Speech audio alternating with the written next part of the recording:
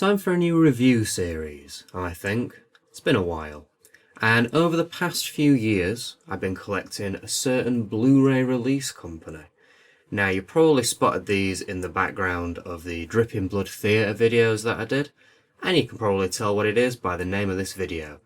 We're going to be taking a look at the Shameless Blu Ray collection. As you can see here, this is the current up-to-date collection of all the Shameless Blu Rays, from spine number 0 to 19. These have still been released and are still widely available from most physical media shops like HMV or CEX or one of those sorts of shops.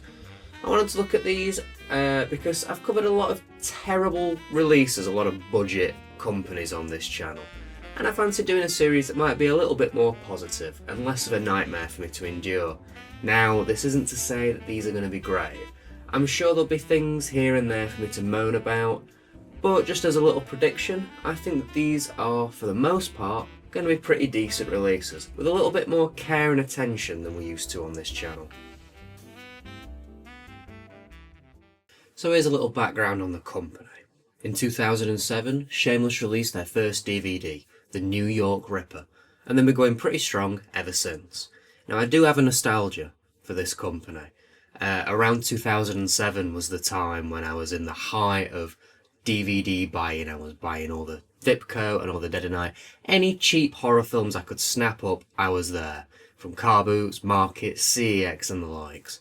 Then Shameless appeared, with the bright yellow spines, spelling out the word shameless. Must admit, I was pretty tempted, but they always seemed unobtainable. They were always a distant release. They had a higher price tag, you see. And I knew that if I bought just one of them, then that'd be my entire pocket money for the year spent on collecting the rest of the collection. In hindsight, I can appreciate the higher price tag because it's a company that cares about its films. All its releases have got reversible covers, special features, remastered prints, and you can just tell they care. They are not a tat release. These are more of a tartan than Dead of Night.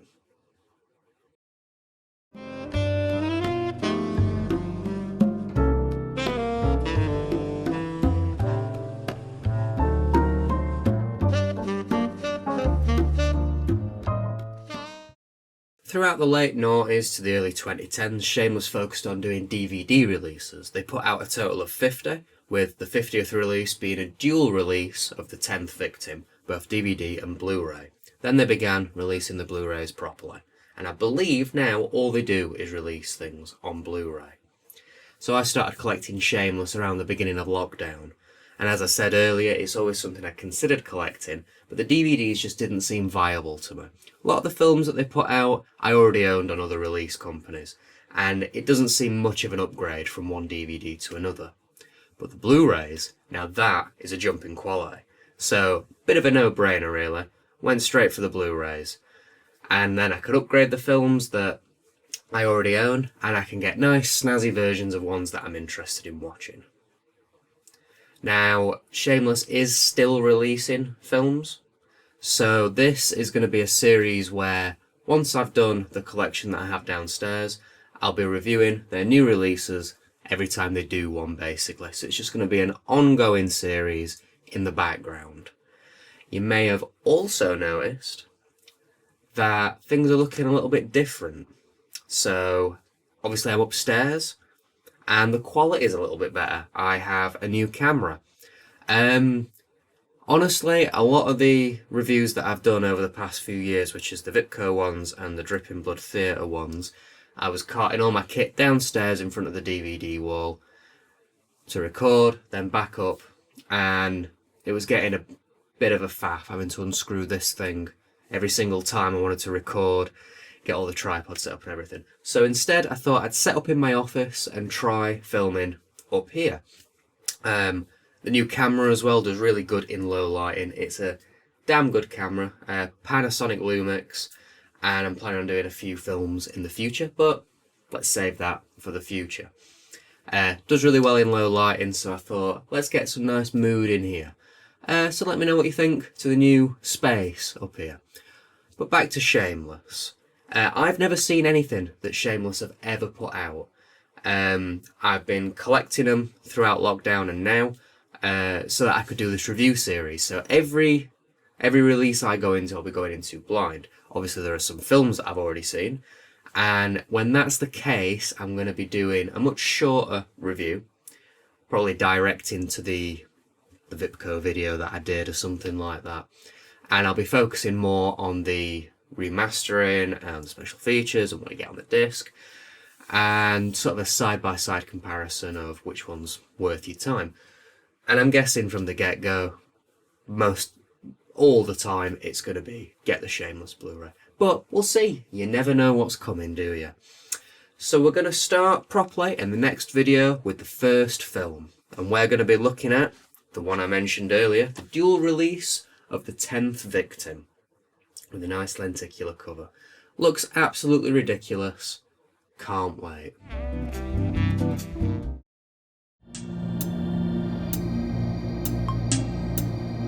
Hey up. Okay then, time to take a look at our first Shameless film. Spine number 0, and we're looking at The 10th Victim, a 1965 Italian comedy sci-fi film directed by Elio Petra and based on a short story called 7th Victim written by Robert Sheckley. The film stars Bond girl Ursula Andress and Marcello Mastroianni, who's been in a ton of stuff, but you might recognise him the most from being in a few Fellini films such as 8.5 and La Dolce Vita.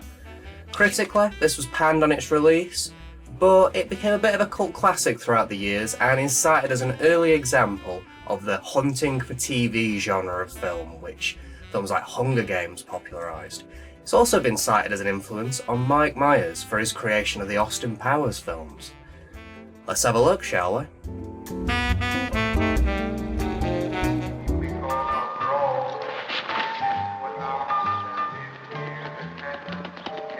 My boots! It was loaded with a Colt 45.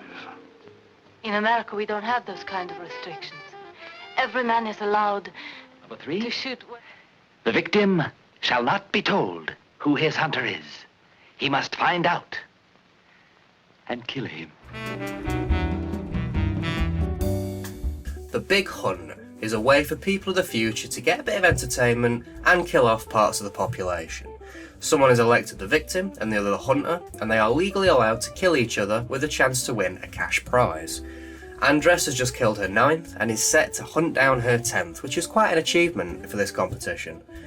She gets sponsorship and sets off to Italy to try and take out Marcello, who's played by Mastroianni. Will she succeed, or will she accidentally fall in love? The plot to this is great. It's simple enough that it allows the film time to show off its silly and over-the-top version of the future, whilst keeping the plot moving and managing to be quite engaging.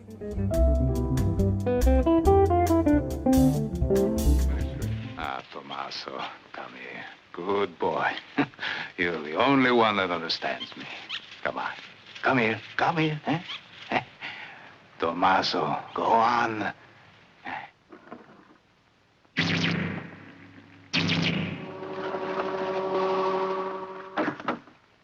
Oh, my heavens, what a beautiful girl. Come over here, see. The acting and dubbing is charmingly silly, but not distracting. Characters are all quite fleshed out and enjoyable to watch, and there are some great, crazy little side characters in there too. The real star of the show, though, is the sets and the costume. It screams 60s excess and has a lot of style and coolness whilst not being shy of the absurd. That, combined with the soundtrack, gives the film a fantastic feel that just oozes 60s. A gun bra in the first 15 minutes says it all, I think. Some of the world building's fantastic, and it's a great way for the film to poke fun at advertising and consumerism. Had me laughing quite a bit, especially at some of the weird background performers and set pieces. There's some fun action as well, and the sleaziness isn't nearly as much as I expected. It's relatively restrained. The same can be said for the violence. There is little to no blood or gore, and it is all very clean. Now, reason for this could be that the film is rated a 12 by the BBFC, and it really shows, but more on this later. Even with it being a lot tamer, it's still a fantastically bizarre film.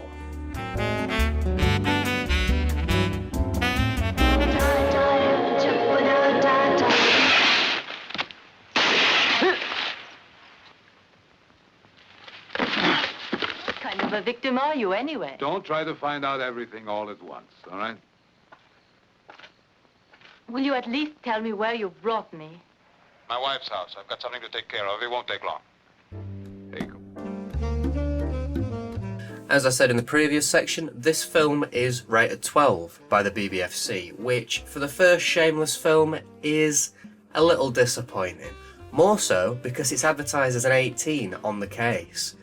Now what I think is happening here is that so the release company can maintain its branding, it's including a few special features, maybe trailers or something like that, that do have an 18 certificate. Sneaky. The print is excellent. I obviously watched the Blu-ray and it is crystal clear and has great sound. And the special features are plentiful here too. 11 trailers, some in standard definition, some in high definition, and some with spelling errors on the little card that plays before the trailer pops up. Now a little gripe of mine with this as well is you can't actually choose the trailer. They just play in a long string, which is a little annoying, but it's not the end of the world. We also get half an hour long interview about the film's impact and the director. The interview is with film journalist Kim Newman and with Paola Petri, I believe that's how you say her name, who is a relation to the director. This, along with the Italian version of the film, stills, both a DVD and a Blu-ray, and a trailer for the film itself, and you've got a whole bunch of extras to sink your teeth into. I finally get to praise a release for its extras. Feels pretty good.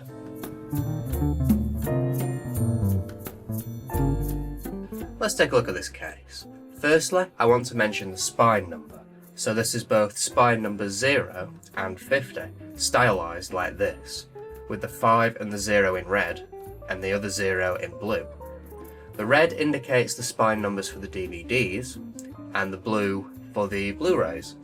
And I love this little touch. It's a great transition from DVD to Blu-ray, and it's just a fun little idea for people who care about spine numbers. The case is fantastic. This one comes with a lenticular cover that can be removed in favour of the usual cover, which is also reversible with the Italian artwork on the other side. Now these are limited and numbered, and the version I have is number 254. I like that. Just adds a little bit of an extra thing to look at on your DVD or your Blu-ray when you buy it. It's written pretty well on the back, although I do think they missed out a "the" here, and the runtime is off by 4 minutes, which I am surprised by with how specific it is. Outside of that though, it's vibrant, has a lot of art and information on it, looks great, as does the menu, all keeping in line with the style of the film. Love it.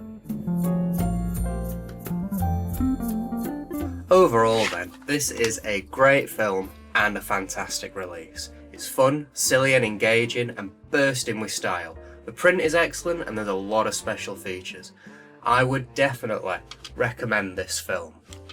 Now, a little aside, I will be creating a best to worst list of the Shameless Blu Rays over on my Letterboxd. If you have Letterboxd, you can follow me on there. Old Man Chimes, as you'd probably expect, and it's in my lists section.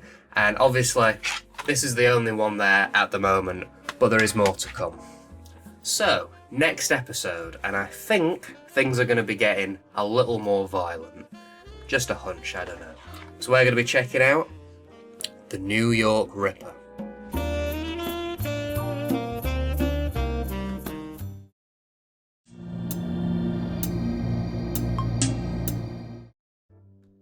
Hey up, time to take a look at the first proper Blu-ray release from Shameless, Spine number 1. And I believe it was also Spine number 1 in their DVD collection as well. We're looking at the New York Ripper, a 1982 Italian giallo film directed by Lucio Fulci, who is a name you will have heard if you've ever watched any of my videos or you're a fan of Italian horror in any way. Fulci once described this film as being an ode to Hitchcock. Some big talk. This was banned in the UK until 2002 and it's presented here on Blu-ray nearly complete. Will it be any good? Let's have a look. I'm so proud of you. That's it, you're such a good girl.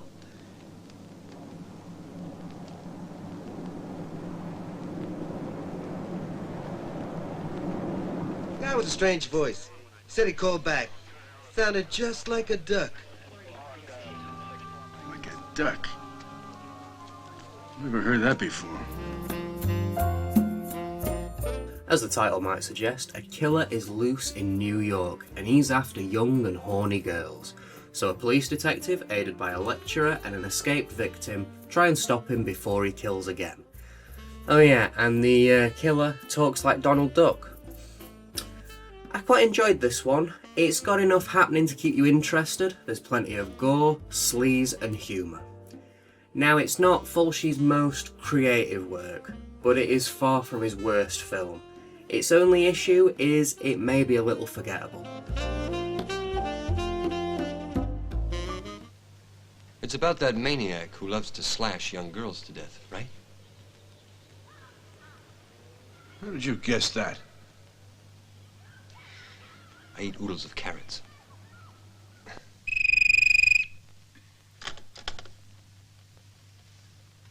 Hello? Is Lieutenant Williams there? Huh? Is Lieutenant Williams there? What are you saying? Lieutenant Williams! Just a minute, hold on. The acting and dubbing is, as you'd expect for a Fulci film, bad but charming. And all the characters in this are perverts and all a little bit two-dimensional. But there are plenty of them here, so it never gets too dull. The gore is pretty good. Now, it's nothing special, but there's some very well-made stabbings and slashings, and of course you get the Fulci staple, someone's eye gets pretty badly butchered. All this to the sounds of a terrible Donald Duck impression. What more could you want? The amount of sex and nudity in this film is insane. For pretty much the first half, it's just constantly different sex scenes. Sets and the cinematography, nothing too special. A lot of shots of New York, but it all works and plays out quite well. The music there is pretty damn good. Every now and then getting a little Twin Peaks vibe, which is never a bad thing.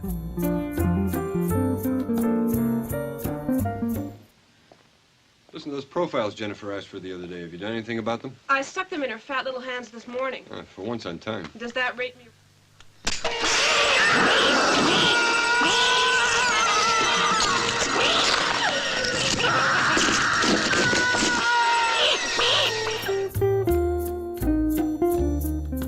Now, due to the graphic nature of this film, there are quite a few scenes that I would really like to show you, but unfortunately I can't.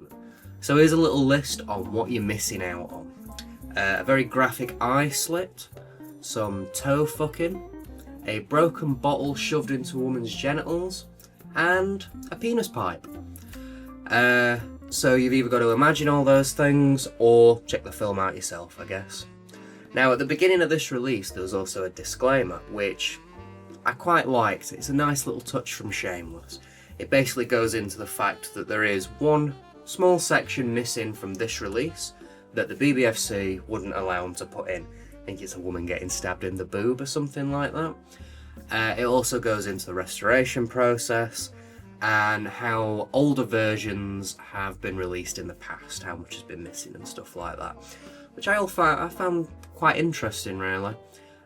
So at the time of this Blu-ray's release, it was the most complete version in high definition in the UK. And you know what? Good on Shameless for being upfront about it. And as usual, fuck the BBFC. Daddy, please don't leave me alone. Please. Please answer. Speak to me. Daddy, please. Please answer, Daddy. The print for this was excellent. Looked very crisp, sharp, and just really good. There was one scene though where the quality dipped quite a lot, and another scene where the contrast was very high and it just looked very off. Now, these things though have been explained in the intro disclaimer. And to be honest, with how butchered this film's been over the years, it's just nice to have as much as we can of it on one disc. Also, the sound was excellent, no complaints there. And on the disc, we get a very nice menu, we get 30 trailers, and this time, you can select them from a menu. Very nice. And we also get an interview with Lucio Fulci's daughter and a writer, which clocks in at about 20 minutes. It's pretty good stuff. Okay, time for the case. Everything on the back seems very well written, and it's very good at hyping the film up. Once again, the presentation with the screenshots and the colour is all really nice. One little error though, and I think we had this last time, the runtime's wrong. This time it's 4 minutes short. We once again get the reversible sleeves with the Italian artwork. My preference is the standard English version though. Love that blue colour. The copy I own isn't a limited #1, just a standard release. Overall then, this was pretty fun. It's got a lot of what Fulci's good at in it. Gore and nudity. Now if you like a racy slasher with a bit of mystery and some humour, I'd say probably check this one out, although be warned, it's not Fulci's best and it may be a little forgettable, but it's still a good time. This release as well, pretty damn good. Clear picture, clear sound and a few special features. Now, if you want an uncut version, there are some available for the import crowd, the 4Ks for the importers as well. But if you wanted a cheaper, easier to find version with a little bit missing, I'd say you can't go wrong with this one really. So, pretty good this episode, enjoyed myself. But next episode, we are taking on one hell of a film. The monolithic, the behemoth that is Cannibal Holocaust. I can't wait to talk about this film, and I can't wait to rewatch it.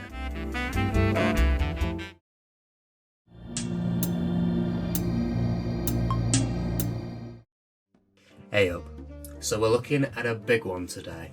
Finally getting to talk about Cannibal Holocaust, a 1980s Italian cannibal exploitation film directed by Ruggero Deodato, who is a name you may remember because I covered The House at the Edge of the Park, which is a film that he directed, in my Vipco reviews.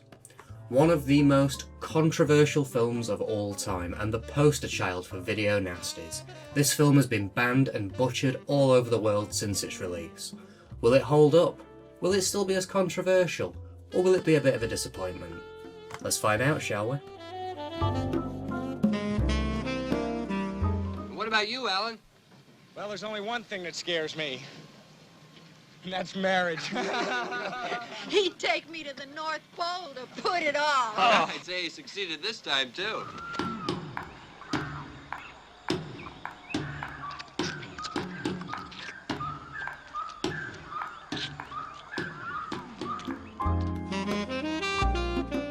A film of two halves, of sorts. A documentary crew have head out to a jungle known as the Green Inferno to make a film about the tribe there, but they've gone missing. So an anthropologist and his team head out to find out what happened to them. After the expedition, they find the tapes of the crew and we get to see how they met their fate.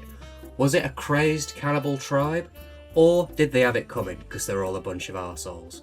You could probably guess which one. Shot in the jungles, at times this film can be quite beautifully made, but most of the time it's grotty, filthy and makes you feel dirty watching it. As it should though, that is exactly what it sets out to do and it exceeds in this thoroughly.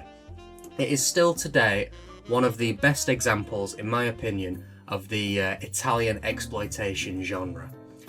But it's not without its issues, and we'll get to that in a little bit. Also, I do apologise in advance. There's not going to be many clips in this review, mainly just because this film can get quite extreme at times and there is a ton of nudity.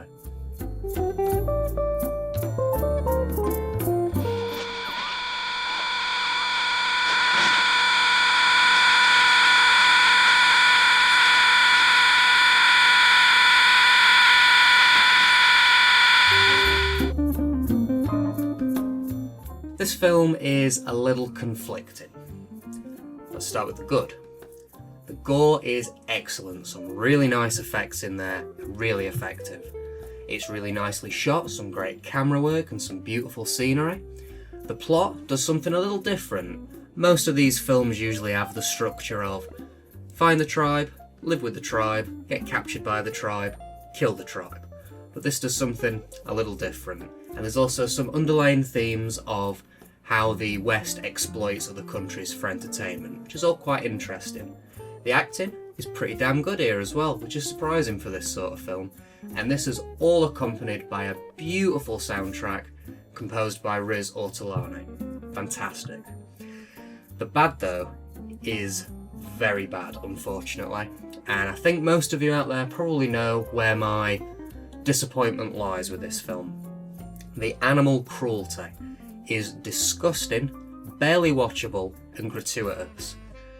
You don't need to show your characters actually killing a live turtle. Too far, there are other ways to do this. They show people getting killed all the time in this film, and they don't actually kill anyone. You want your characters to kill a turtle to show how horrible they are? Get a fake turtle. It's that easy. These scenes are inexcusable.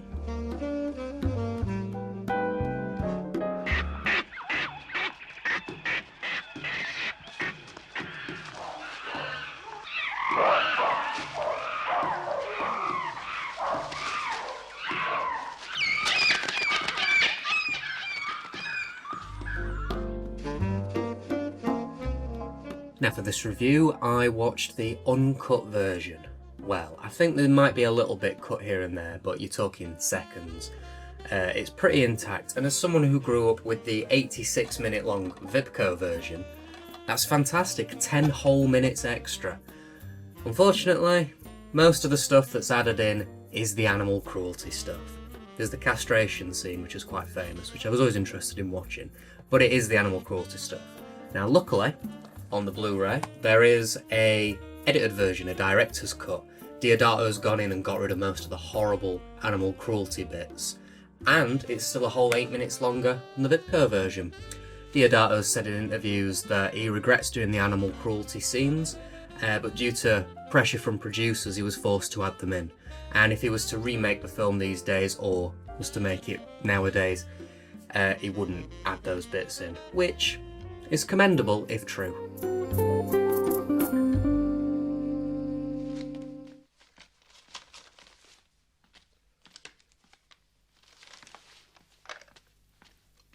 John, I want this material burned. All of it. Yeah.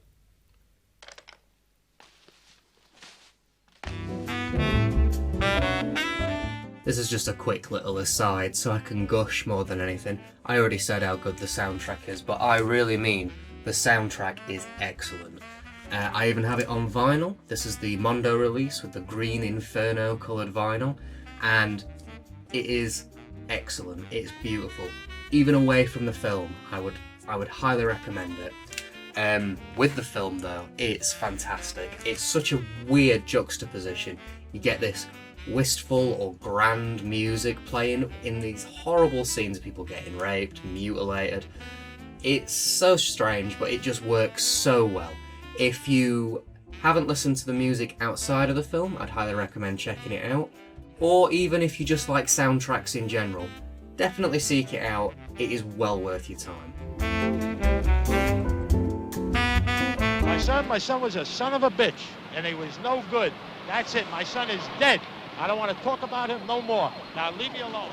Such authenticity. I don't know. I don't think exceptional is the right word. You don't? No. I mean, what's exceptional about a primitive tribe? Time for a little history lesson for those of you who aren't fully in the know. In some regards, the history of this film is actually more interesting than the film itself. So 10 days after the first screening of this film in Milan, Deodato was taken to court over obscenity. Then a little while later, a French magazine started the rumour that people were actually killed on set during this film. So Deodato was slapped with a murder charge. He had to bring the actors into court, and he had to reenact certain effects just to prove that he'd not made a snuff movie. and all the charges were dropped. Allegedly, this film was banned in over 50 countries, and that's what they used in the marketing of this film when it was later released. In the UK it was banned for a time until Vipco released it, heavily cut, in the 80s. And as far as I'm aware, now take this with a pinch of salt because all I could find was reports from 2006, but this film may still be banned in New Zealand and Iceland. If it's not, please correct me. I'd love to know if it's still banned anywhere.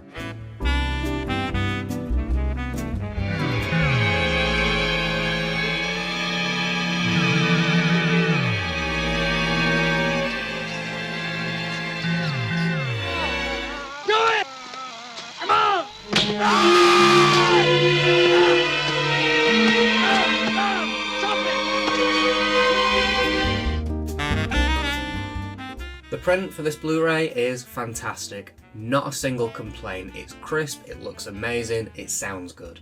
As I said earlier, not sure if it's fully uncut, there might be a few seconds trimmed here and there, but compared to the Vipco version, it's incredible. Not hard really, is it? I'll show you some comparisons in the clips coming up. On the disc, outside of the two versions of the film, we get the usual fare. A ton of trailers, we get an interview with Ruggero Deodato and the actor Gabriel York, and we also get a little reappraisal from some film critics. A lot of good stuff, well worth checking out.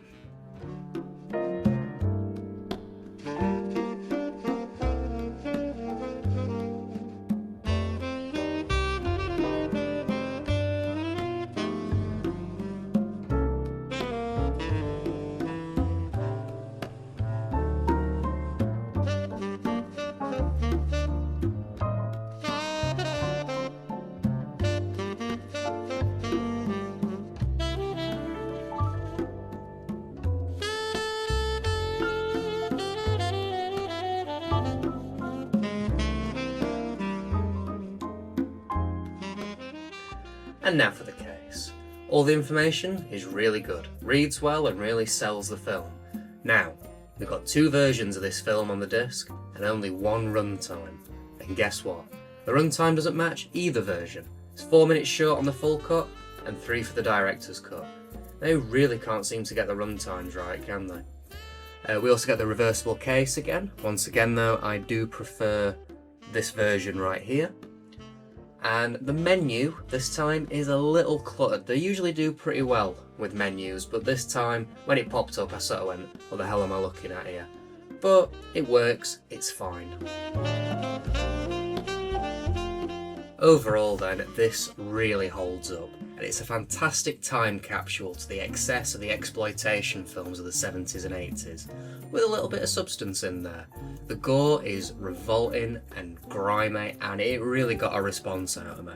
I'd highly recommend this film and this release, but that comes with a little asterisk. If I were you, I would watch the director's cut, because the animal violence, the animal cruelty is just far too extreme and gratuitous. It's not worth your time to watch, really. I probably don't need to say this. It's about one of the most controversially disgusting films of all time, but if you're squeamish, don't watch Cannibal Holocaust. Who'd have thought, eh? Now, before you put it in the comments, I am well aware that 88 Films have put out a 4K version, and I'm pretty sure that it's uncut. Now, I'm sure 88 Films have done a fantastic job with the restoration. I'm sure it looks great. But if you want a cheaper option, you can't go wrong with this release either. Sorry, I bopped the mic with it. You can't go wrong with this release either. It's pretty damn good. So there we have it. Cannibal Holocaust. Discussed, finally. I've been wanting to talk about this film for a very long time. And next episode, we've got another good film lined up. One that I've been looking forward to for a while anyway. I've not actually seen it yet. We're going to be going a little bit giallo to cleanse the palate from all this disgusting cannibal stuff. We're going to be watching Dario Argento's 4 Flies on Grey Velvet. Wardh.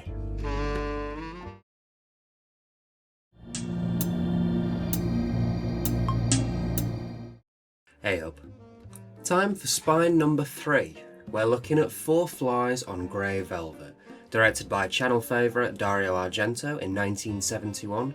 This is a giallo film and the third part of a trilogy called Argento's Animal Trilogy, which also includes The Bird with the Crystal Plumage and Cat o' Nine Tails, the latter of which I haven't seen yet. Thought lost for many years, it was finally released in 2009 in America, but with bits missing. This Shameless Blu Ray, however, brings together the lost footage and makes a complete version, which is the version that I watched. Will it hold up to Argento's other giallo greats? Let's find out, shall we?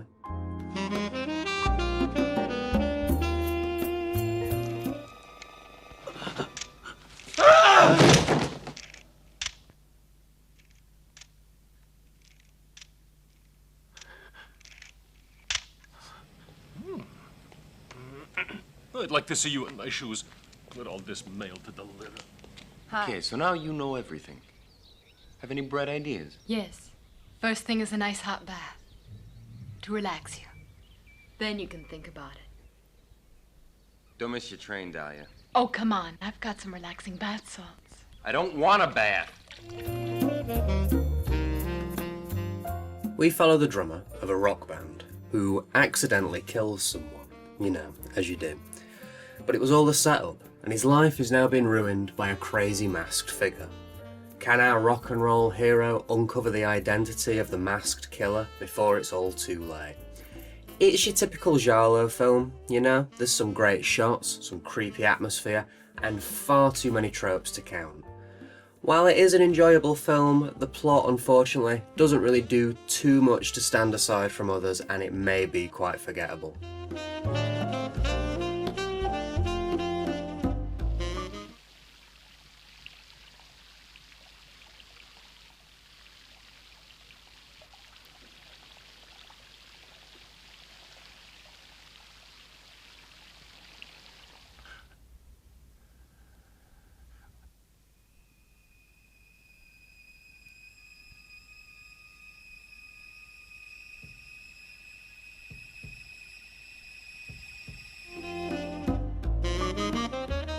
The characters and acting are all pretty great here. The leads are decent, you know, there's still the odd bit of bad dubbing and weird line reads here and there.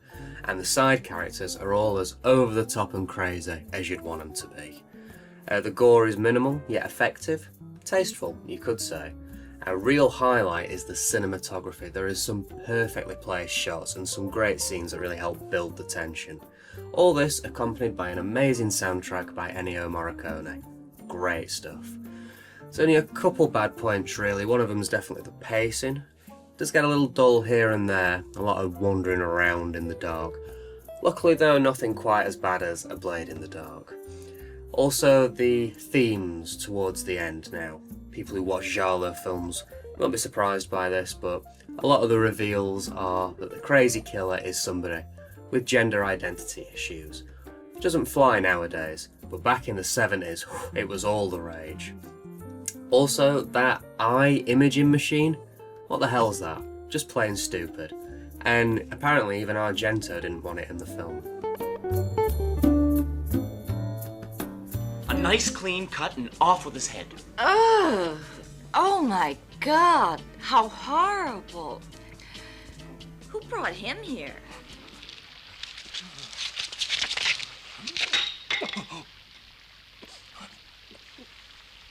A special delivery letter. I never. I'm sorry. I thought you were...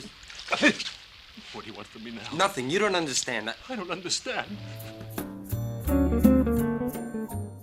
As I said previously, I watched the full version of the film. Now on the disc there is also the version with the bits missing, the version that was released in 2009.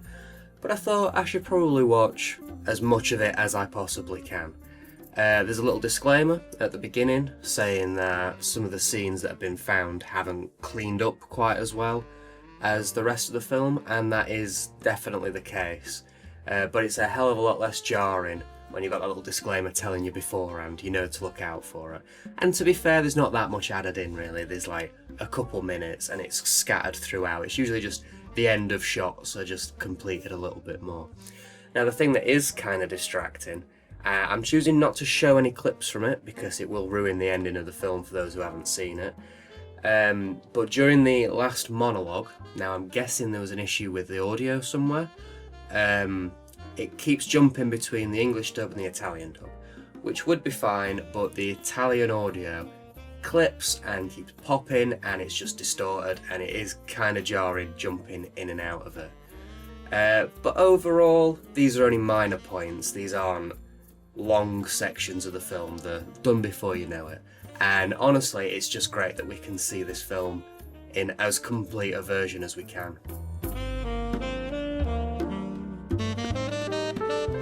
the only way.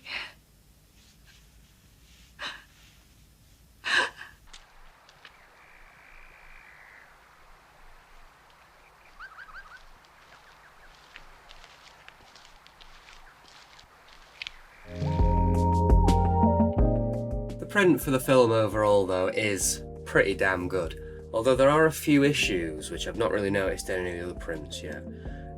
It's mainly just a little bit of a compression issue, and it's on some of the darker shots and some of the out of focus foreground shots like that. A little bit of compression there, but it's nothing too major, so while it may be the worst print we've seen so far, it's still a pretty damn good print.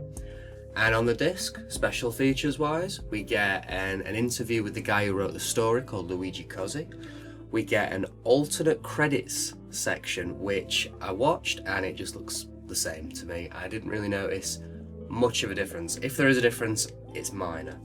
Meh, for the completionists I guess.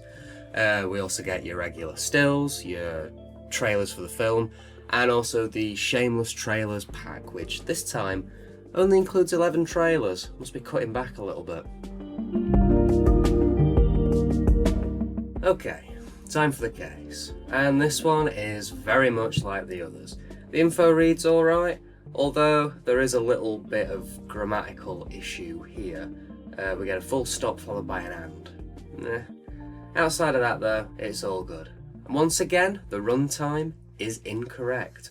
To say they keep writing down such specific times on the case, they always seem to be getting it wrong. The incomplete version of the film is 3 minutes longer, and the completed version is 5 minutes longer.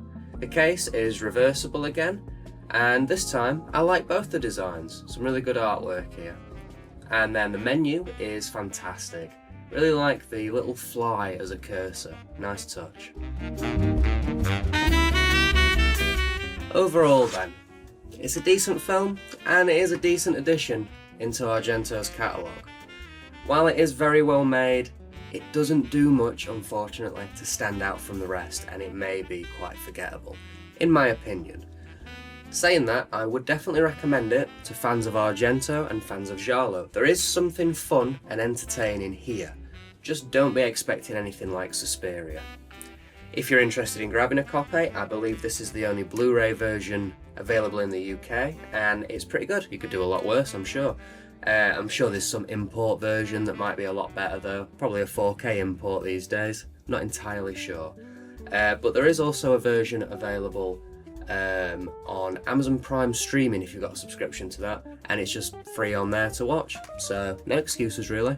Worth checking out, I'd say. So a decent film. Definitely not the worst film this episode that we've covered on the channel. And next episode, I think we're going to be getting a little bit sleazy. Just need to do a bit of censorship here.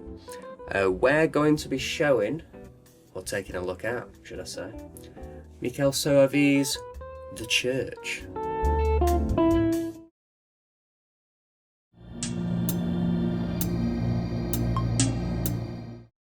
Hey up. So today, we're taking a look at a film that I wasn't fully aware of before starting these videos. That being The Church, which is a 1989 Italian horror film directed by Michele Soavi, who is a name you might remember because I covered one of his films, Stage Fright, in the Vipco review series. And it's co-written and produced by Dario Argento, who needs no introduction on this channel, I'm sure. Also stars a young Asia Argento, who's obviously Dario's daughter, and also directed The Heart is Deceitful Above All Things, if you've seen that one.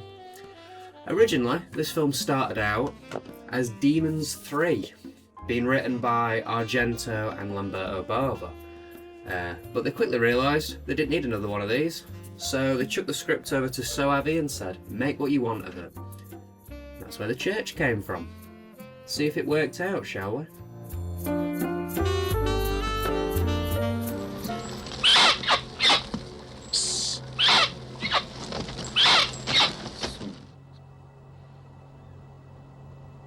stone with 7 eyes. I've got to find a stone with 7 eyes. Impossible. There has to be more than one door in the church. Come, have a biscuit. They're groovy. In the Middle Ages, knights raid and slaughter a village because of potential witchcraft. They then build a church on top of the site to lock away any evil. Cut to modern day 1989, and a librarian finds and decodes a scroll that's linked with this church. Little does he know though, but he's accidentally unleashing the evil that was so meticulously locked away. This film is a lot of fun. It keeps the pace and there's always something interesting happening. Must be a so have thing because I seem to remember feeling the exact same way about stage fright.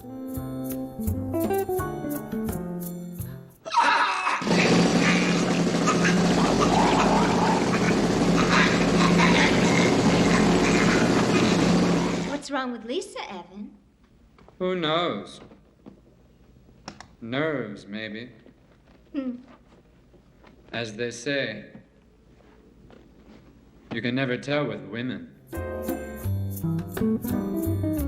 The acting and the dubbing are perfectly terrible in this, leading to a lot of funny line reads that kept me very entertained. And the characters aren't too bad either, they're relatively well rounded for this sort of thing.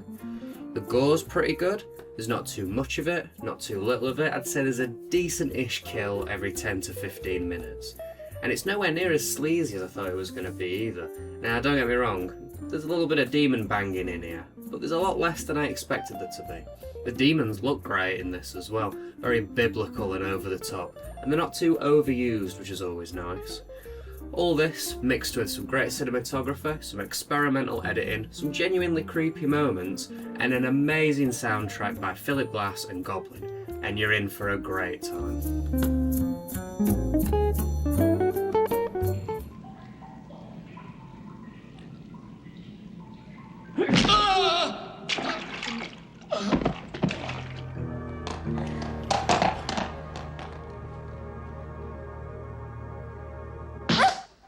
Where have you been? Trying to kill me! Come quickly! Help!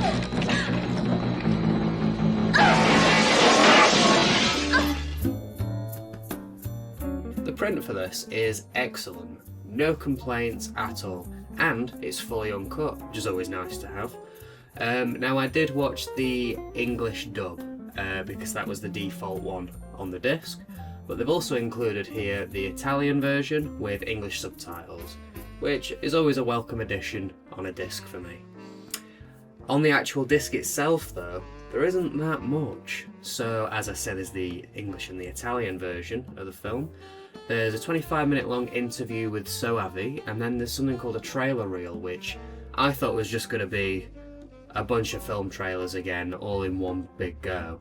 But it's not, it's only a 2-minute long little trailer for Shameless themselves, not one specific film. Very light on stuff with this disc.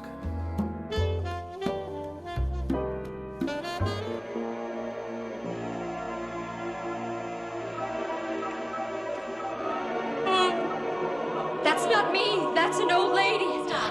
Don't drill anymore. Judging by the sound of the drill, I'd say there's a cave under there. A big one. Yes, I've got to make a report. The case is once again all good, well written, and looks the part. And you won't believe this, but the runtime is actually dead on this time. I think that's the first instance of this that we've had in this entire series. Hope they keep it up. Once again, we get the reversible covers as well, both the versions looking pretty damn good. And this is a numbered version. Now, I have number 3000 of 3000, apparently. Not sure how accurate it is, but I mean, it'd be pretty cool if I did have the last numbered copy they did, but I do doubt that that's the case. Overall then, the second Soavi film I've ever watched, and the second Soavi film I've thoroughly enjoyed. This film's got a lot to offer. From some great visual effects to great sense of humour, some creepy moments and some great monster design. For a film I didn't really know anything about, I'm glad I now do, and I would thoroughly recommend this film, especially if you're a fan of things like Demons or other SOAV films or even like Argento films or anything like that. And if you are interested, definitely grab this copy.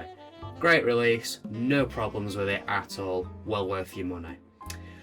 And hopefully we're going to be continuing the good times next episode, because we have another SOAV and Argento join. We're going to be looking at The Sect. Can't wait.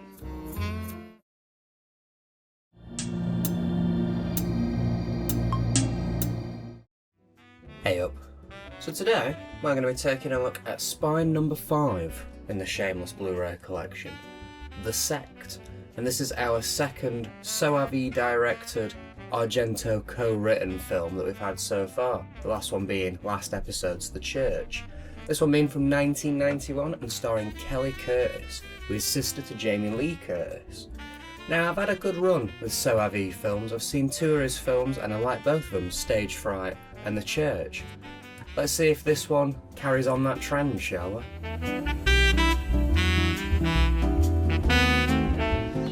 I was so scared. For a second, I thought I was going to hit you. You didn't, Miriam?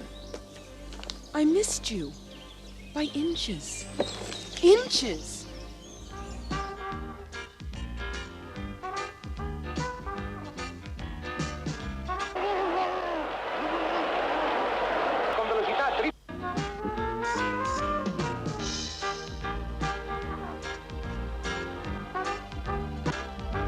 Sustain them. We start the film in the 70s, where a biker cult kills a hippie commune in the name of Satan. Cut to the 90s, and strange things are happening to a school teacher, played by Kelly Curtis, such as an old man mysteriously dying in a room in a house that she didn't even know she had, blue silly string being in the water, and a rabbit acting pretty weird. Are all these things related to this mysterious cult? Well, I mean, probably. The plot is incoherent and thin, and it crawls at a snail's pace to that 2-hour mark. Put plainly, the film's a slog with not much of a bang at the end.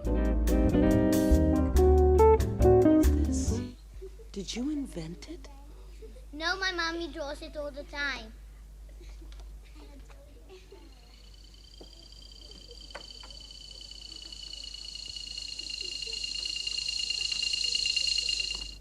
You have a rabbit. So what? I hate rabbits. Please, wake up! This is an emergency! Please, hurry! You stop shouting. My aunt's not here. She had to go to the hospital. An emergency. I've got an emergency. There's an old man. The acting and dubbing in this are pretty mediocre. They're not laughably bad, they're not good. It's just sort of down the middle. That is, except for Kelly Curtis, who is incredibly off in this film. A lot of the lines sound like first takes, and I couldn't help but laugh at the delivery. It's really weird as well, hearing someone who sounds just like Jamie Lee Curtis delivering lines so badly. Really entertaining. The gore is sparse, especially over the 2-hour runtime, and the little bits that we do get are quite well made. It's just not the focus for this film.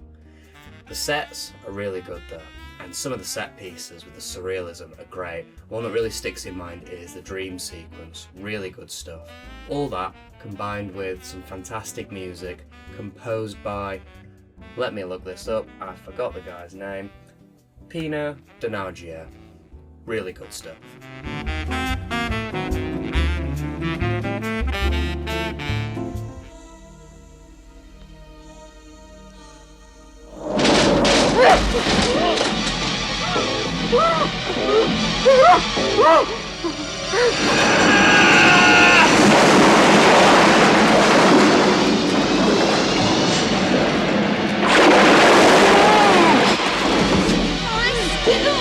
What are you doing?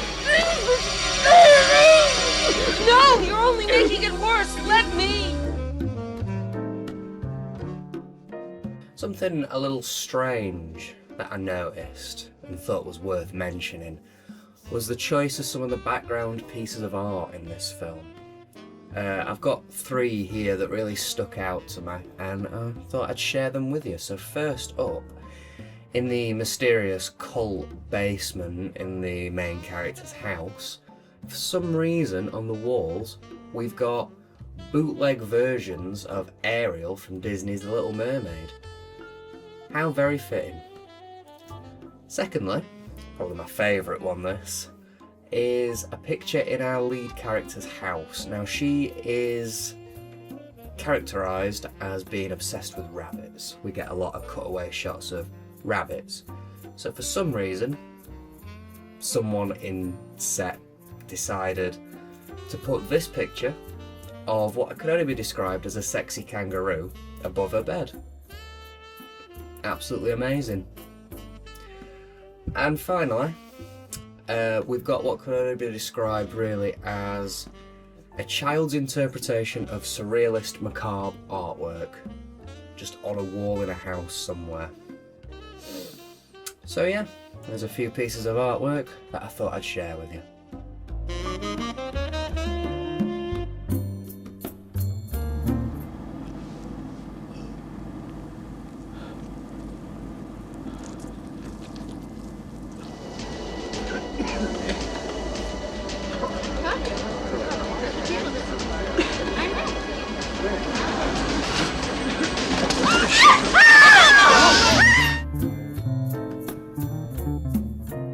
The print for this does look the part. The 2K restoration's fantastic, the colours really pop, nice clean print.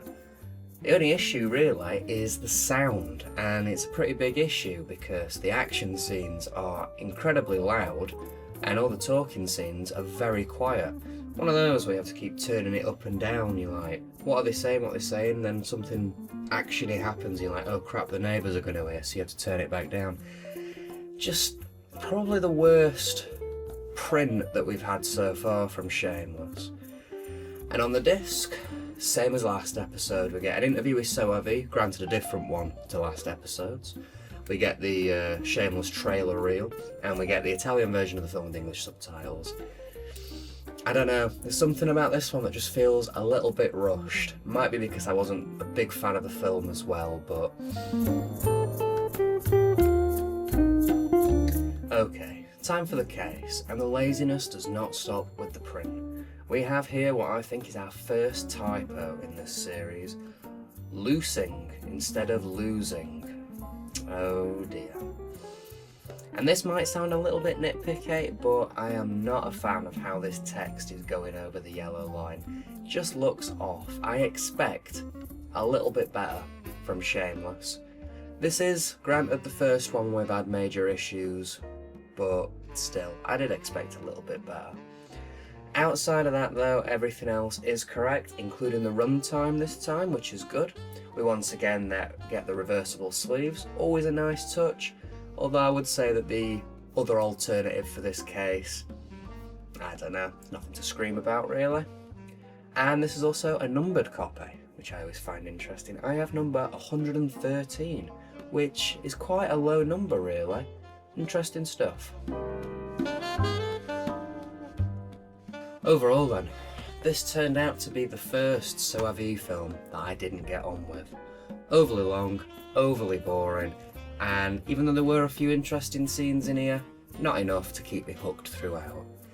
This is a first for this series, but I would not recommend The Sect, unless you're a Soavi completionist and you need to see everything he's put out. If you are after a copy, this print's fine, but it may be the worst print that we've had in this collection so far. It irks me when I have to constantly turn the volume up and down while watching a film. I've got an alright setup, and when I'm having to constantly flick about with the remote, it gets on my nerves. But, that's me personally, it's far from unwatchable, and the 2K restoration, the visual side, looks great. So a bit of a letdown this week, this episode. Bit of a shame. Hopefully though, next episode will change all that. So we're going to be looking at Umberto Lenzi's Almost Human.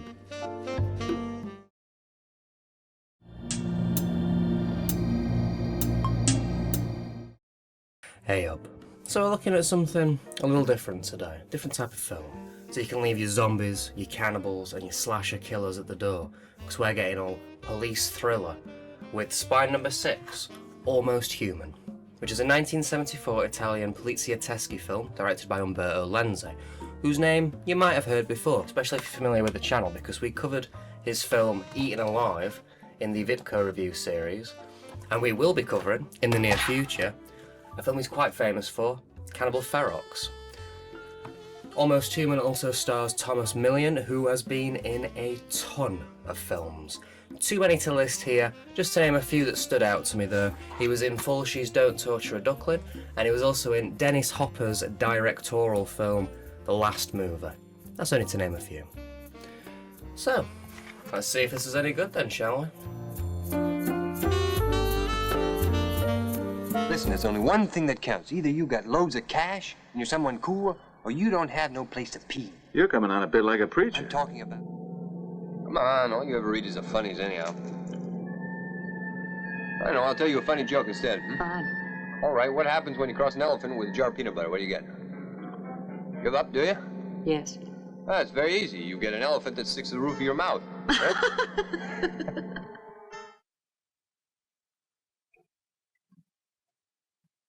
Shitheads! You gonna say something into the microphone? We follow a low-life criminal played by Millian, who, with his small posse, kidnaps the daughter of a rich businessman for the ransom money. But a hard-boiled cop played by Henry Silva is on his case. Will the cops catch him, or will his erratic and ill-planned craziness get the better of him? It's got an interesting structure to this one. About 85% of the screen time is taken up with the villain, with the cops just sort of being shoved to the side and forgotten for the most part. It starts off strong, this film, but it kinda blows its load in the first half, and then just crawls to the end. Granted though, that ending is pretty satisfying.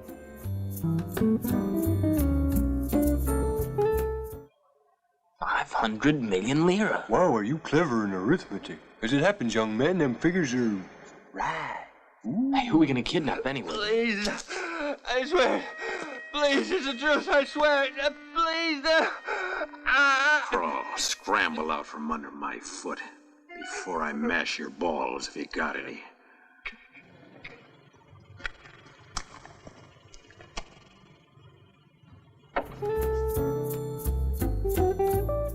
The acting and dubbing are actually all pretty damn good here, especially Millian. He plays a great character. He's a real twisted criminal who can flip at any minute, yet he's collected enough to be able to act and lie his way out of situations. But you can tell throughout though that he's not fully processing his actions. The violence and the sleaze is all kind of just condensed into that first half. For the violence, it's a lot of gunplay. They don't really get too creative with the kills.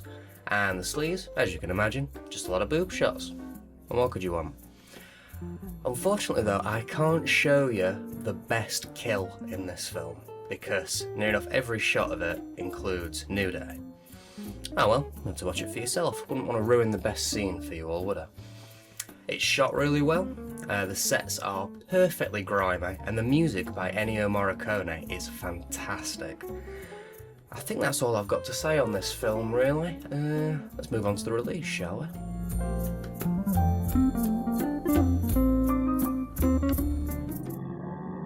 Yeah, well, you're really a bad girl. However, I'm a good boy. I said, stop looking like that, damn it all!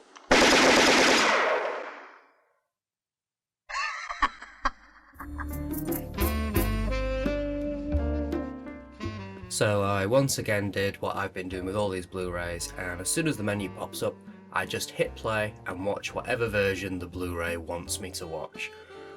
Which is, again, in this case, the English dub, which was fine. Not a problem there, some good dubbing. but weirdly also with English subtitles. Now, I had to turn them off because the dialogue, the English dub, didn't match the English subs, and it was getting kind of annoying. Really weird one, never seen that before in one of these releases, and I don't actually think I've ever seen it really before on just a random Blu-ray. Very strange. The release for this though, the print, fantastic as usual. The sound and the visuals all spot on, and it's fully uncut. Really good stuff. On the disc, we get 2 interviews with Umberto Lenza. We get 1 interview with Thomas Millian. We get the Shameless trailer reel pack thing again, and we get the Italian version of the film. A lot more than what we've been seeing recently. Pretty decent. And now for the case. The only thing I could spot that was missing, grammatically, was just a comma here.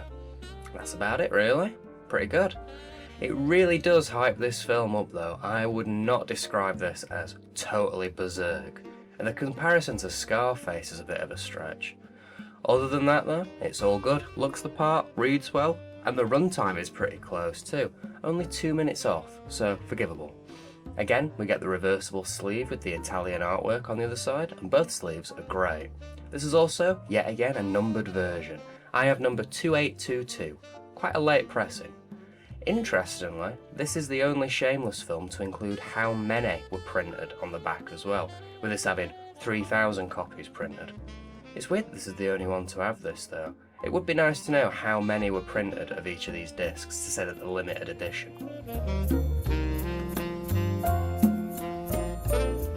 Overall then, this was almost good. Thank you. It starts off with a bang, but unfortunately dips drastically with its pacing in that last half. Saying that though, there are great characters and an interesting plot, and I would still recommend this film. If there is anything in this review that's piqued your interest, you'll probably get something out of this. And this is definitely the version to get. This Blu-ray is pretty damn good. So, an alright film this time. Just alright though. Nothing more than that. And next time, we're going to be starting our 4-film run of Sergio Martino films. And we're kicking that one off with All the Colours of the Dark.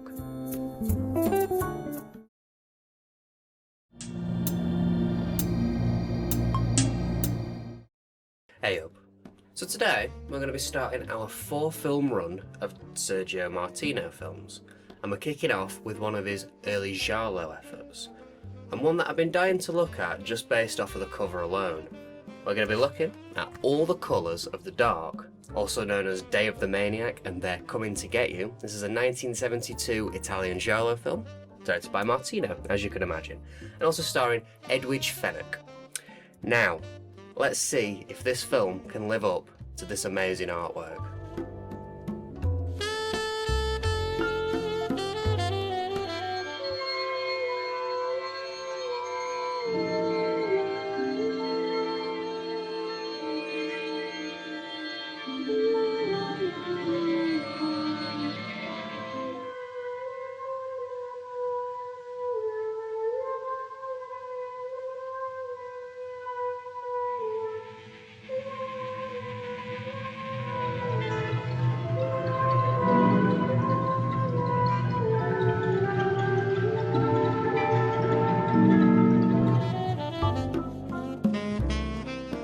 The film follows Jane, who, after a car crash that kills her unborn child, starts having strange dreams about a man with blue eyes and a knife.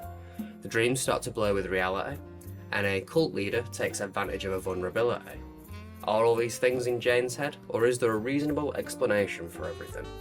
This film really starts with a bang, throwing bizarre visuals at you right out of the gate. While it doesn't maintain the manic pace throughout, it never seems to dip, and it kept me engaged. There's plenty of twists and turns, and bizarre, trippy visuals. The only issue really is that last twist and motive kind of comes out of nowhere.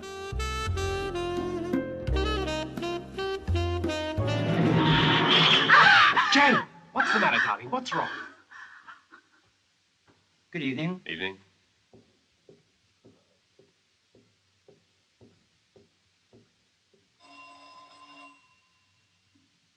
Hello. Oh, darling, I'm sorry I'm not ready yet because I've got to take a shower.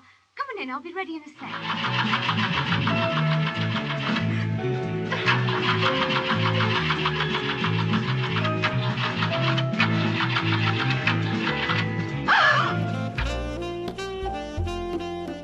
The dubbing in this was actually pretty good. There's the odd funny line here and there, but for the most part it fit really well.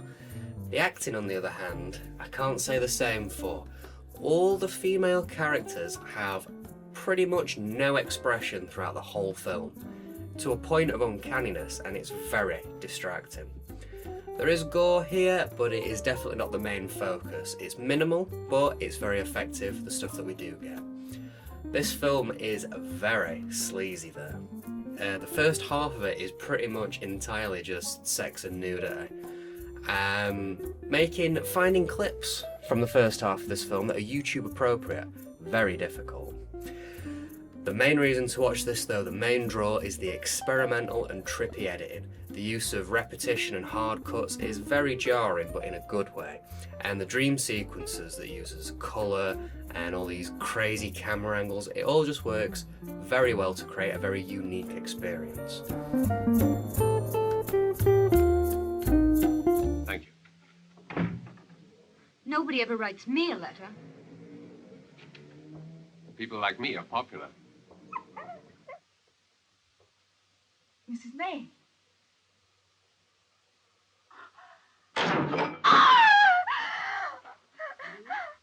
And this time you're not just trying to get help to become a bloody traveling salesman. You must be the most unforgiving bitch in the world.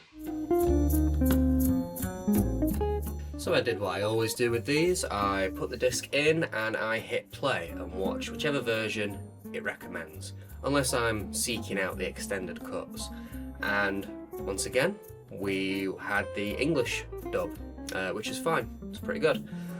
The weird thing about this one though is that all the signs in the film, I don't know what language they're originally written in, and I'm not sure what they were translated into either. But the subtitles that come up are not English. I guess Italian, I'm not sure. Meaning that unless you, if you want to read the signs in this film, you need to have the English subtitles on, but that just has the English subtitles throughout the entire film on. A little bit annoying. There's a few signs that you can't read in this, unfortunately. Outside of that though, the print was excellent and the audio was very good, very passable. And on the disc, we get the usual fare again. We get an interview with Martino, we get audio commentary, we get the trailer reel thing, and we get one other thing as well. Hello? Miss Jane Harrison? Yes? Who's speaking? Francis Clay here. I'm a solicitor. I have to see you. In the office. You want to see me? Yes. I'd prefer you to come alone. What about tomorrow at 3:30? All right. We'll see later. Did you enjoy your lunch with Gran? Yes, Auntie. We ate at Lyons. At the corner house? The one in Piccadilly. We have a little bonus this episode. We have a short film on this disc called Doors, directed by Michel De Angelis in 2012. The short follows a girl who gets trapped behind a door, and it's sort of in this cupboard-like room, but it also might be like a porch. I'm not entirely sure what this room is. She gets trapped in there, and she tries frantically to escape. That's your plot. So I'm now going to do a little review of this short. It's appalling. It is appalling. The editing has no rhythm. The sound is awful. The sound is terrible. There's a constant hiss in the background, but it changes when the shots change, and the dialogue clips constantly. There is just a washed out colour throughout the entire thing, and the story has a bullshit twist ending that is just not satisfying. There is nothing redeemable about this short, in my opinion. The weirdest thing though is, why the hell is this on this disc? As far as I can tell, it has nothing to do with Sergio Martino or All the Colours of the Dark. So why is it here? It's crap. If anybody knows why it's included on this disc, please let me know, because it is baffling. don't waste your time with the short film if you get this disc.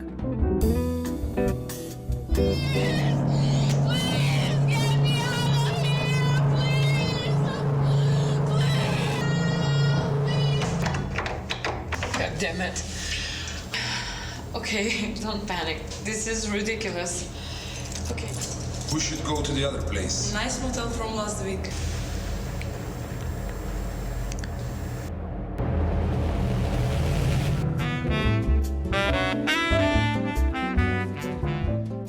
Alright then, after that little tangent, let's get back to the main event, shall we? And it's case time. Outside of some silly emotive language to sell the film, everything seems alright. Even the runtime's correct. The only thing that irked me is, it's a little nitpick, is the 2 exclamation marks here. In my opinion, 2 never looks good, either 1 or 3. But that's just me. We once again have the reversible cover, both looking great, and once again this is a numbered copy, being numbered 5107. A very late pressing perhaps, but who knows, because we don't know how many they made. One more thing that made me laugh, on the menu, where most menus usually say feature or play, this one just says the film. Don't know why, but it amused me. Overall then, it's a pretty decent watch. Does a lot with its editing and its style to keep it engaging, and it never really loses its pace or outstays its welcome. While it's definitely not the greatest giallo film ever made, probably worth your time. This is a really good way to go as well. The Shameless Blu Ray is pretty decent. Just don't watch that short film. It's 10 minutes of your life you'll never get back. Now, if you're someone who likes to import, you might be interested in looking at the Severin release. That seems to be the most definitive, including every version of the film ever made, including like the US version and stuff like that.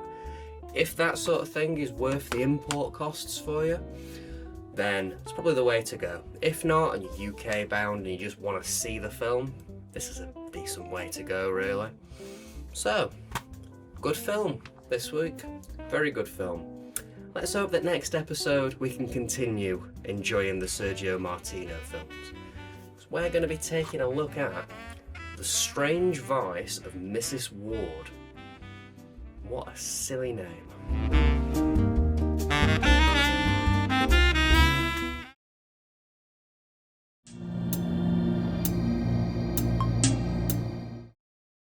Hey up. Time for the second Martino film in his 4-film run, and spine number 8. We're taking a look at the 1971 Italian giallo film, The Strange Vice of Mrs. Wardh, also known as Blade of the Ripper and Next. Edwidge Fenech is back again, this time playing the titular Mrs. Wardh. For those who didn't see last episode, she was also the lead in All the Colours of the Dark.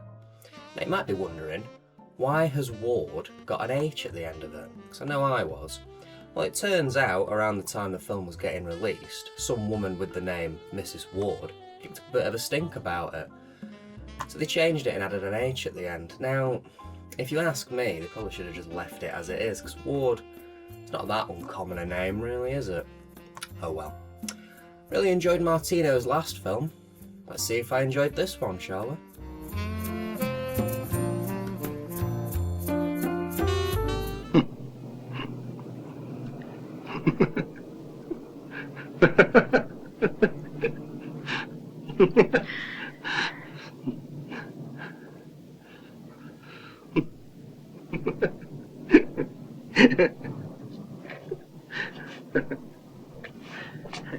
Yes.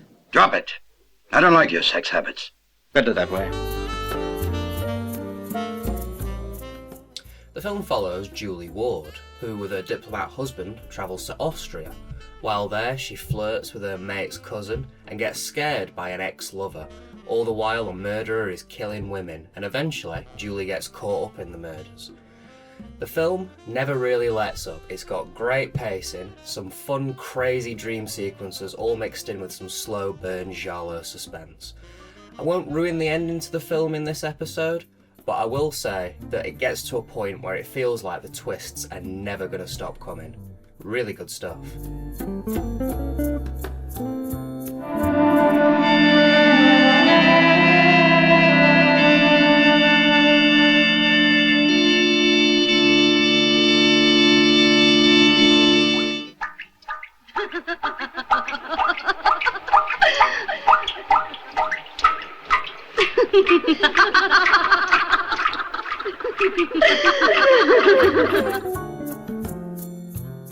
The acting and dubbing are all fine here, no issues at all, nothing more to say on that one.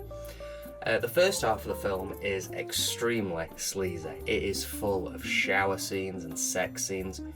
Strangely enough though, something that I noticed, even though the film is called The Strange Vice of Mrs. Wardh, her vice isn't really brought up all that much, which is a shame because it does seem like quite an interesting plot point when it's mentioned. They just don't really do anything with it. Second half of the film is murder mystery central with some great killings and some very suspenseful moments. The gore is minimal, you know, it's not a Fulci or an Argento level of gore. It's pretty subtle for this type of film, bear that one in mind, but it's good. It fits really well and it's quite impactful. The film's shot really well, some great use of colour, and they get very creative, as I said earlier, in those dream sequences, which I really enjoyed. And the score by Nora Orlandi is incredible. Little tidbit from the back of the box as well is that apparently Tarantino used some of the music from this in Kill Bill. Can see why. Well worth checking out.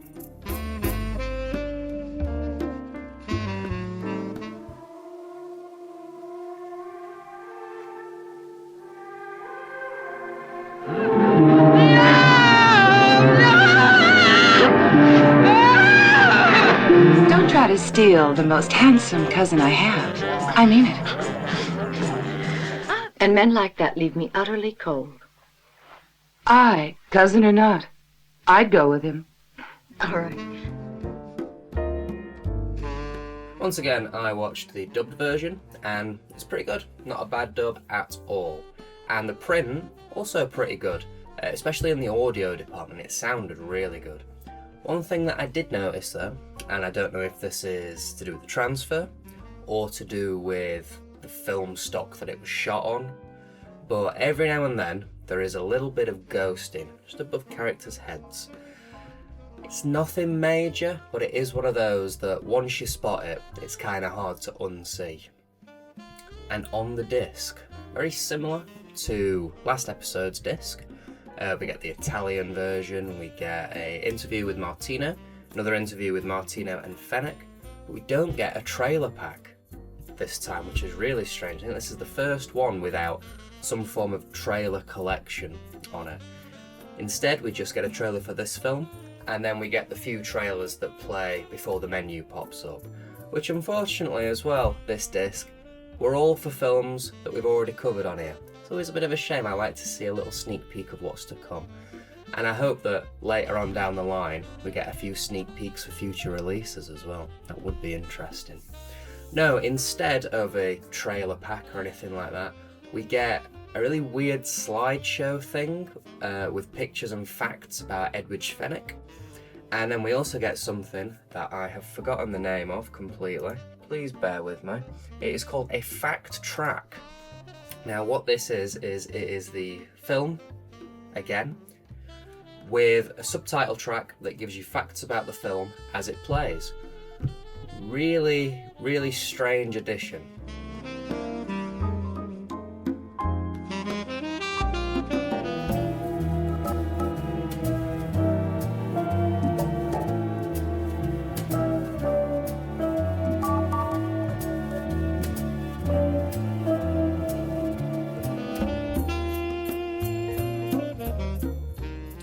Time for the case, and outside of some very emotive descriptions of the film, it's all good here. Even the runtime is right, spot on this time as well.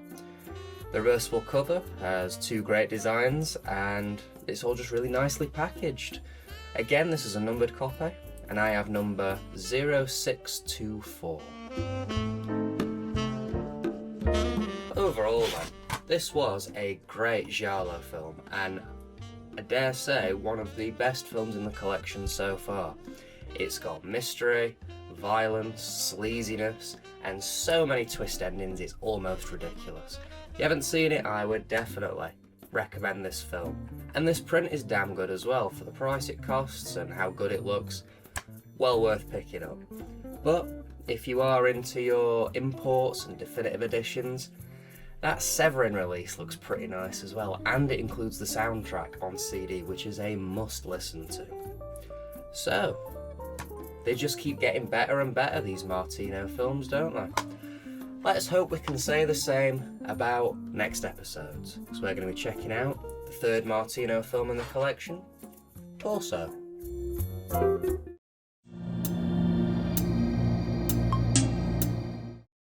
Hey up. Spine number 9, Martino film number 3. It's time for Torso, which is a 1973 Italian giallo film directed by Martino, as you can imagine. The film stars Susie Kendall, who's someone you might recognise if you've seen Argento's The Bird with the Crystal Plumage. It also stars John Richardson, who I noticed because he was in Mario Bava's Black Sunday, which is a decent film, worth checking out. This film is cited as being possibly the earliest example of a slasher film, predating by a year Black Christmas, which I have seen boasting that claim before. Been enjoying these Martino films? Let's see how this one does, shall we? But only on condition we don't discuss art aesthetics or the university. You know you have the nicest eyes when you haven't got your glasses on. No, please don't make fun of me. A word of advice. If you want to be spared, don't try to recall who you've seen wearing that foulard, or else the colors red and black could mean for you what they meant to your friends. Who is this speaking? Hello?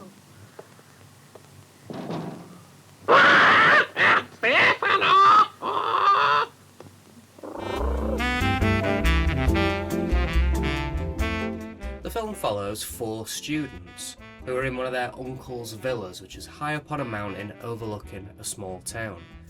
But to spoil their fun, a killer in a balaclava is on the loose, and he's got his eyes set on them. I found this to be a little bare bones, especially compared to the other Martino films that we've covered. There's large sections of not a lot happening, and although it's not completely void of entertainment or anything like that, I did kind of struggle with it.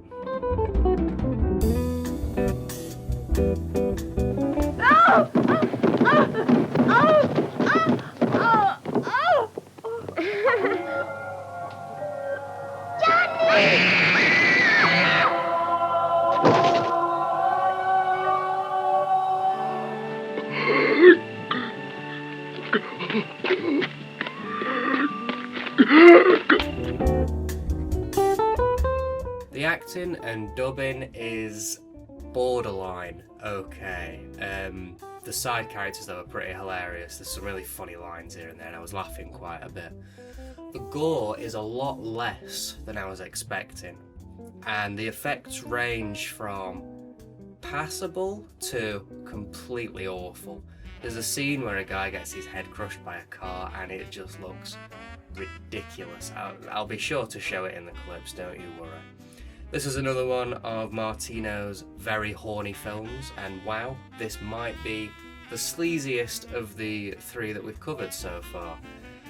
The first 20 minutes of this film are just sex scenes and nudity, and it kind of grinds the plot to a halt a lot of the time. There are scenes where even the actors are looking bored out of their mind throughout it. It is shot really well though. There's some really nice POV shots and where it's peeking out from under furniture, and the like the violence is slightly obscured in the background. I did quite like that. It had Martino's creative flair shining through, but it was few and far between, unfortunately.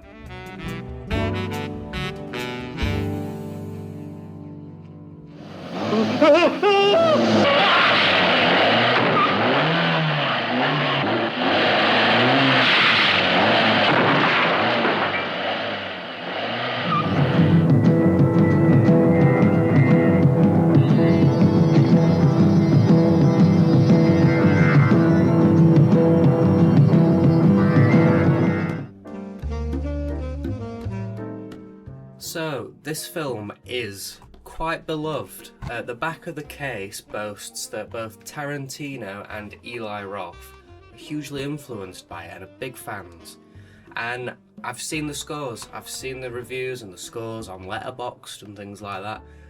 people really do respect and love this film. For me though, I don't know, I just didn't think it worked. I thought that it was a little too minimalistic in the plot.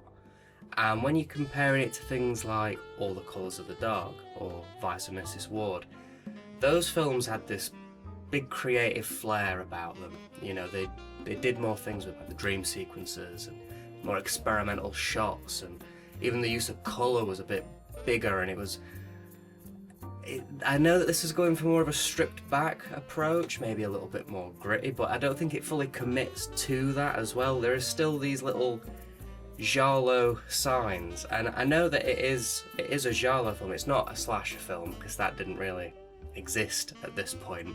It is a giallo, but I think as a giallo it doesn't have what I look for in a giallo, which is usually something big, creative, and full of colour and experimentation, with your gore and your sleaziness on the side. I don't know, I just don't think it does enough compared to other giallos that I've watched. This is all obviously just my personal opinion, and I am in the minority here. People seem to really like this, but it just didn't work for me.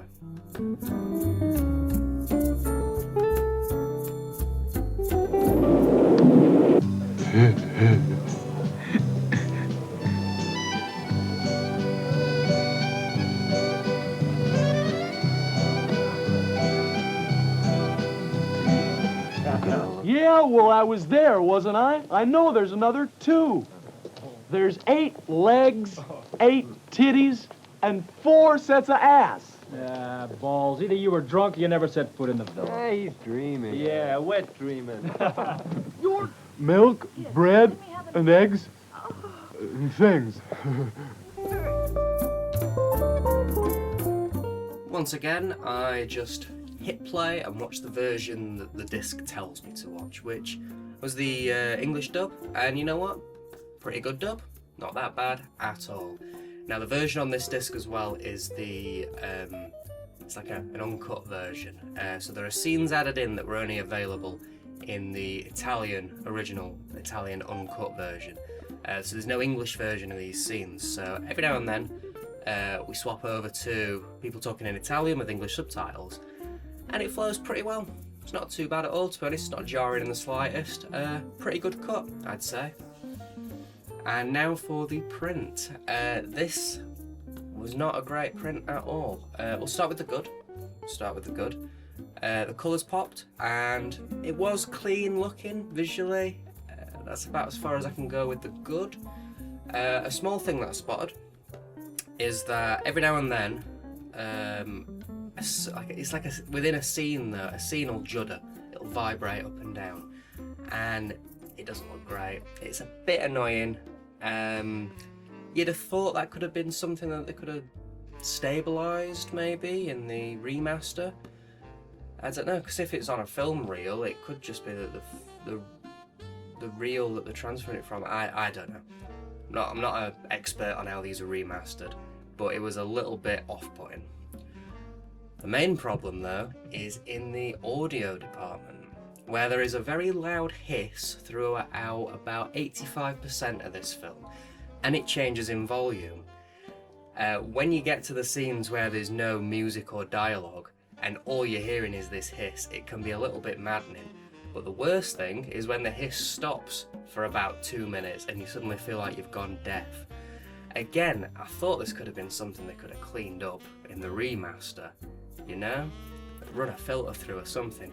Again, I don't know, but it was incredibly annoying, and sometimes the hiss gets so loud that it's really hard not to notice it, and that's not good. A little bit of crackle, a little bit of hiss in the background.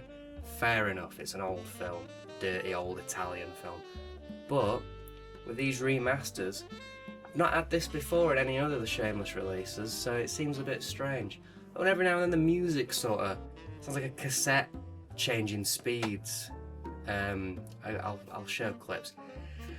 Just not a fantastic print, and I think I can honestly say this is the worst thing I've seen Shameless put out so far print-wise.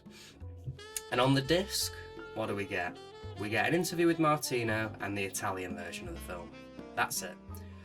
This is the most bare bones release they've put out so far, and it just feels lazy, to be honest.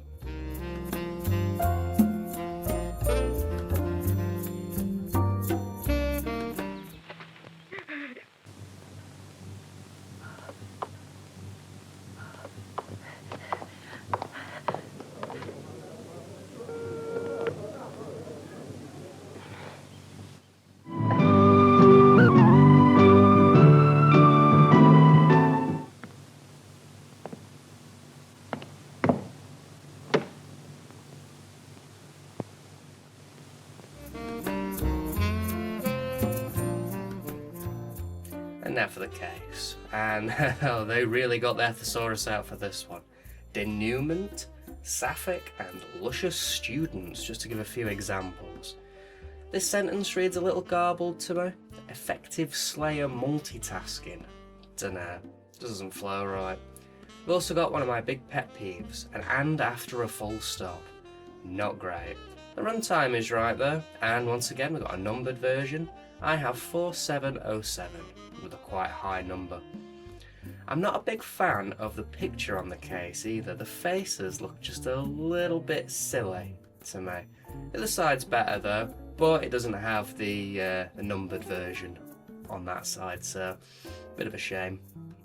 This also has a really weird addition to the case of having this little picture on the spine. Now it's the only one in the collection so far to have this, and it just doesn't look great. It looks like a mucky mark. I'm not sure why they bothered with this really.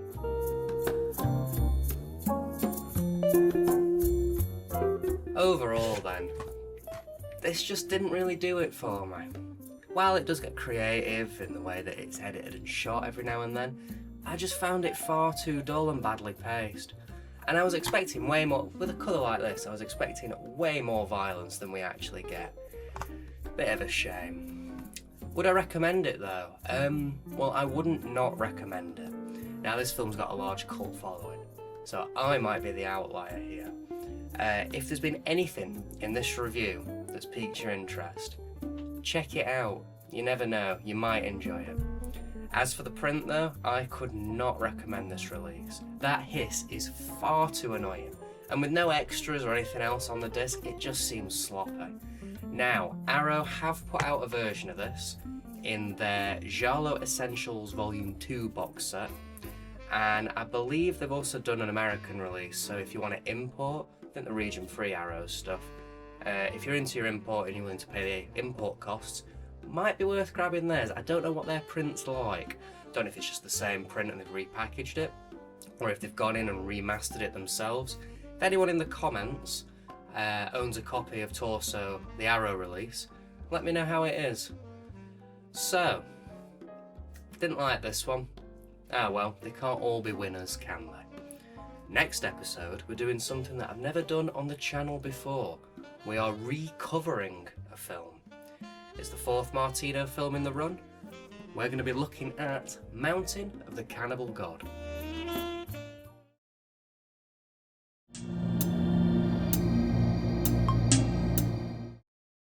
Hey up. Time to move away from Giallo, I think, and I think Martino was probably thinking the same sort of thing around this time. So for his 4th Shameless release in a row, and spine number 10, we're going to be getting a little gruesome with Mountain of the Cannibal God. This is Martino's 1978 cannibal exploitation attempt. Now, this is a first for this channel, I believe. We have already discussed this film back when I was doing the Vipco reviews, and I discussed the Vipco release of it. Now this is something we're going to start running into a little bit more with these Shameless reviews. So for this one, in this instance, I am going to say, if you want to know my opinion on the film itself, go check out my Vipco review, because I still feel pretty much exactly the same way about it. It avoids me repeating myself on the channel then, and it means that in this episode we can focus in more on the release, the cut that's on the disc, and we're going to compare it to the old Vipco DVD. But before we get cracking, my thoughts on the film summed up very briefly. I think it's a really good film. I think it's a great example of its genre.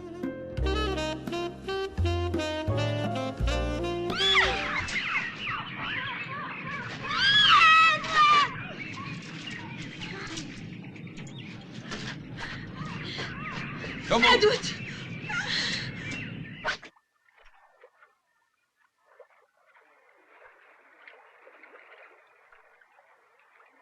Okay.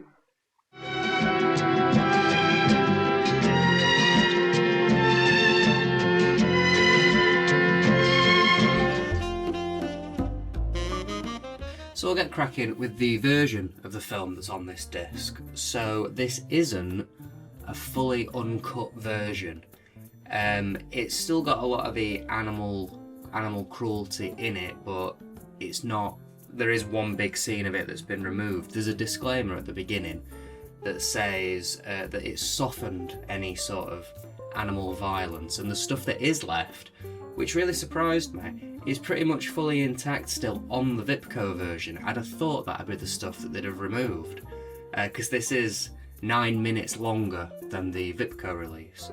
The major stuff that has been re-added back in is there's a bit of sex stuff towards the end. There's a scene of violence which I didn't think was that bad, to be honest. I'm surprised they removed it from the Vipco version. And then a scene of bestiality. Lovely. I'm not sure why they didn't do what they did with Cannibal Holocaust with this one and have a fully uncut version for those who want to see the film as intended, and then an animal cruelty free version, because if you don't want to see any animal cruelty, why would you watch this half cut with some still in it? For preservation reasons as well and stuff like that.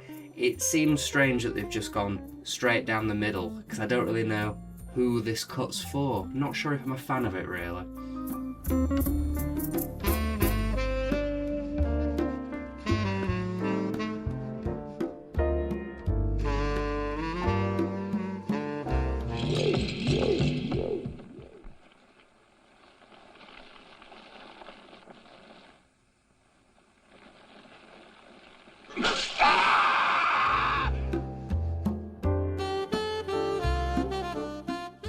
Some of you may recall, or you may have gone back and re-watched my previous review of this film, but in the Vipco version, the print was actually pretty decent for this sort of release.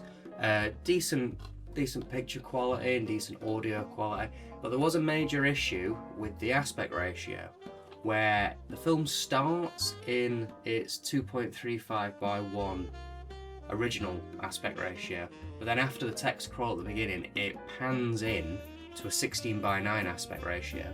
Stays there for the whole film, which means people are getting cut out of frame and such.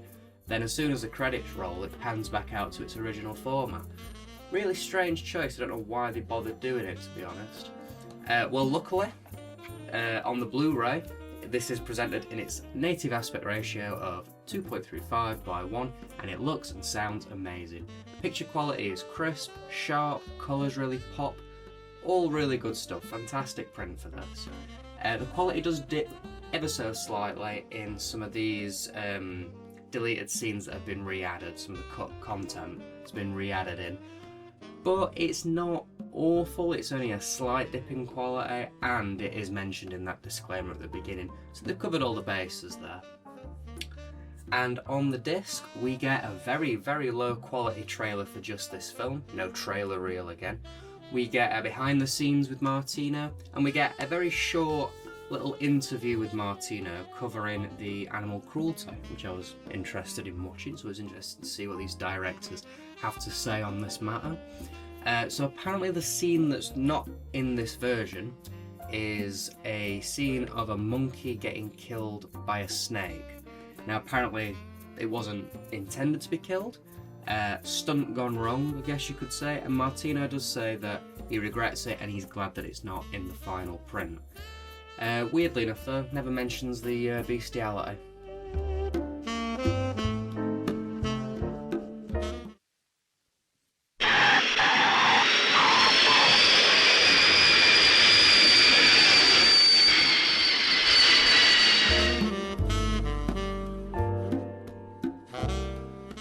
And now for the case, and it's pretty well written this time, less over the top than the past few we've seen. Runtime's spot on, and the alternate cover's pretty good as well. Now, this does say at the top that it is a numbered version, yet there is no number here. I believe I can answer this one. This version is meant to come with an O-card sleeve, which would have had the number printed on that. Sadly though, I didn't get one with mine. Believe I got this second hand. And there's something else I didn't get as well. Advertised here at the top, board game. Now this was supposed to come with a board game board. Looking at the picture of it, looks like a Snakes and Ladders type game. Absolutely gutted that I didn't get a copy of this with mine. Overall then, this is still a great film, and I would recommend it unless you're sensitive to animal cruelty or weird cannibal sex. This print's pretty good as well, nice and clear with special features. It kind of makes the Vipco version redundant if you're wanting to buy this film on a budget. You could do a lot worse than the Vipco version, but to be honest, this has weirdly shot up in price a little bit. I think it's just one of those that fluctuates because it's quite a popular title. But it's pretty damn good, to be honest, this version. If you are wanting a fully uncut one though, a company called Studio Red appears to have put one out, but it is an import. Okay then, done with these Martino films, I think. Let's move on to a new director, shall we? But let's stick with the similar theme. You're going to be very shocked to find out that I've never watched this next film before. I can't believe I've never seen it, to be honest. So next episode, we're going to be checking out Umberto Lenzi's Cannibal Ferox.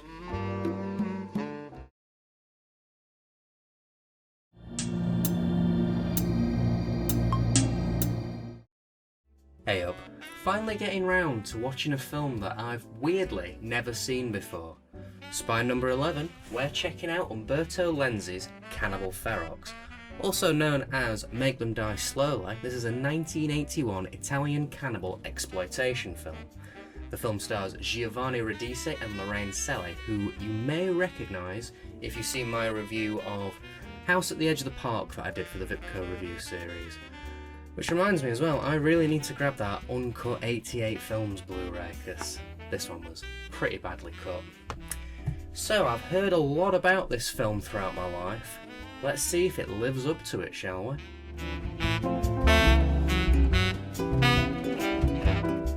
Mike? Just stay put, shitface. What do you... Where is that motherfucker? I don't know. Can you believe this, man? Hey, what's that? What?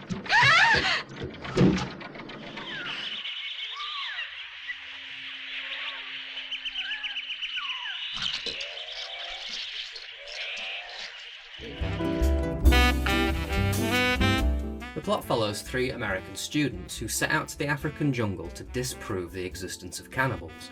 While there, they bump into some diamond and drug smugglers, and they tag along with them for the journey.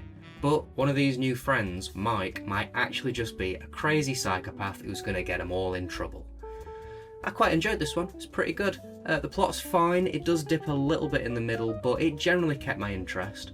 It's grimy, it's gritty, and it feels like a video nasty should. Why'd you kill her, you bastard? Get off my case, motherfucker. Yeah. No, I don't want to die. Don't leave me here to die. Don't leave me here. Come on, Joe, don't worry. Don't leave me. Hell, all I've been doing is telex in Bogota. Last night, about 3 students who drove off in their Range Rover and disappeared, and now this Logan jerk? How do you spell panic wire? Look, don't worry. The acting and dubbing is hilariously awful, leading to some very funny line reads. It's great. I haven't seen a film with dubbing this bad in ages. The real standout for this film though is the gore. There's plenty of it as well. There's hands being cut off, eyes being gouged out, there's scalpings, hookings, and 2 castration scenes. And you see a fair bit of it as well. Decent. The gore itself, the effects, they're, as you'd expect, lovely and cheap. Cinematography wise and the look of the film, it's pretty good. Pretty good, some nice shots here and there. The soundtrack though, unfortunately, is a little forgettable and repetitive. Definitely no Cannibal Holocaust soundtrack, unfortunately.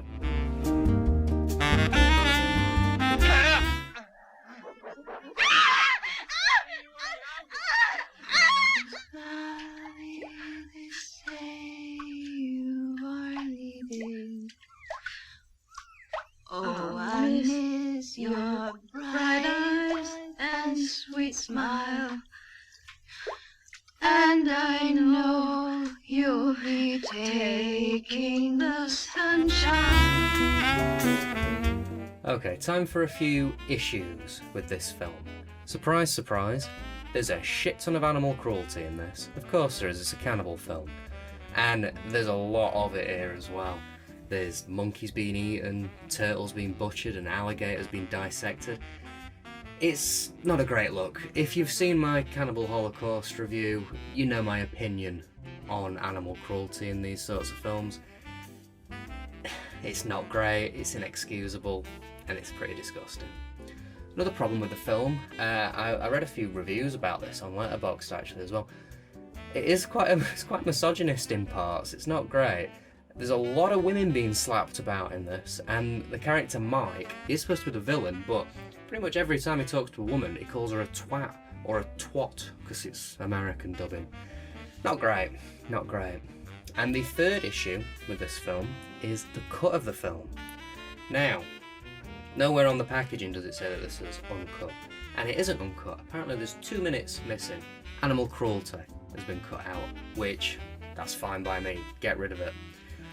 But something weird that I noticed is the runtime. It sort of matches the runtime of an uncut version. Now, I did a little bit of digging around online because I couldn't figure out whether this was uncut or not for a while. Now, I did read a theory online, so please take this with a pinch of salt. It's somebody's opinion. But I did notice something as well here. Every now and then, there are shots, usually during the animal cruelty scenes, it's usually a reaction shot, but they're slowed down ever so slightly, and it's really strange.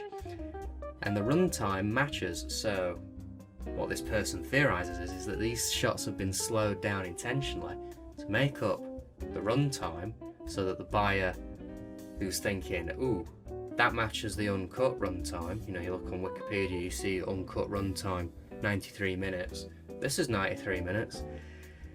If that's the case and Shameless have been tricking people a little bit, that is not cool. And again, it's just a bit of a shame that it's not the uncut version really, because they generally boast uncut versions.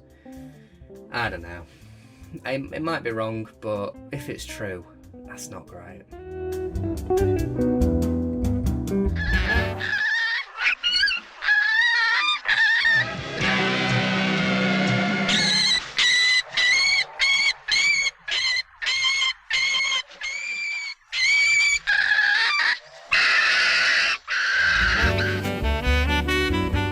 Version-wise, I watched the only one available on the disc, which is the English dub with, I think there's a little bit of Spanish with English subtitling in there as well. And it's fine for the most part, no complaints. Once again as well, with these sorts of films, there is no animal cruelty free one like there was on the Cannibal Holocaust disc. Shame really, they should start doing that more. The print itself is fantastic there. I'd say this was shot on 16mm. It looks fantastic, the colours really pop, and it's still got that grain, so it's got that gritty, horrible feel to it. Just what you want. And there's a little title card again at the beginning of the film, just talking about the restoration and the graininess and stuff like that. On the disc, weirdly, after the 2 pre-menu trailers, one for Cannibal Holocaust, one for Mountain of the Cannibal God, we get no more trailers on this disc. Really strange, not even for the film itself. But the stuff that we do get on the disc is actually pretty good. We get one of the last interviews ever with Lindsay, about half an hour long. We get a really cool comparison video which shows the original negative footage compared to the remastered version. Really cool seeing that side by side. We get a photo gallery, and we get a really interesting interview with Radice, who played, I don't know if I'm saying his name right, Radice? Don't know. But he played Mike in the film. And it's sort of a tell-all interview where he discusses how he hates the film and he hated making it. He talks about how awful it was shooting in the jungle and how he really didn't get on with Lindsay. If you've got a copy of this floating around and you've not seen that interview, it's really interesting and well worth checking out. Oh, my poor feet. Oh, come on, think positive. The river can't be too far now. Letitia is, if you pardon my French, the asshole of the word. I'm sorry to say that now that Lancy is not anymore with us, but I had a terrible relationship with him. He was exactly what I don't like in people. I mean, Okay, case time. Once again, it is very over the top and there's some very pompous words here. Nihilistic apotheosis. Sounds really silly on the back of Cannibal ferox. I mean, anyway, there's a comma here where there really should be a full stop, and this bit sounds insane. Pushing the vomit envelope beyond the sick. Really bizarre wording. Outside of that though, it's fine. It's not a numbered version, and the reversible sleeve is a little too similar. Overall then, as far as cannibal exploitation goes, it's pretty decent, this one. Don't get me wrong, it is no cannibal holocaust, but it's dirty and grimy, and I quite enjoyed my time with it.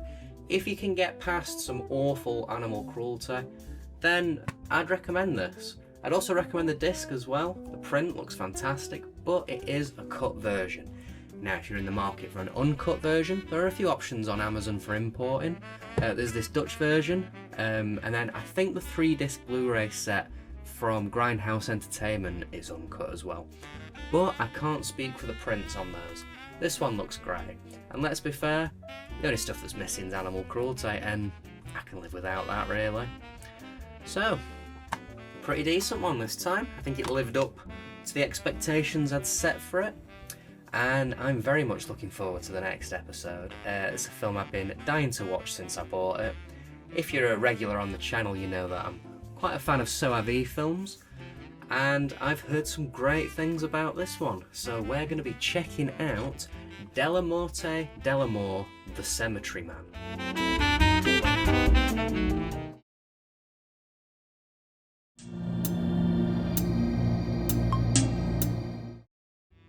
Hey up. So, checking out one today that I have been dying to watch ever since I bought it. We're taking a look at Della Morte Dellamore, also known as The Cemetery Man. This is a 1995 comedy horror directed by Michele Soavi and based on a graphic novel by a guy called, let me see if I can get this right, Tiziano Sclavi, I believe. The film stars Rupert Everett, who is a name you're probably familiar with. He's been in a load of mainstream stuff, such as Inspector Gadget and Slender Man, just to name a few of his more beloved roles. This film I've spotted on the Letterboxd Top 250 horror film list, and everything I've heard about it has been very positive. So let's see if it's all that, shall we?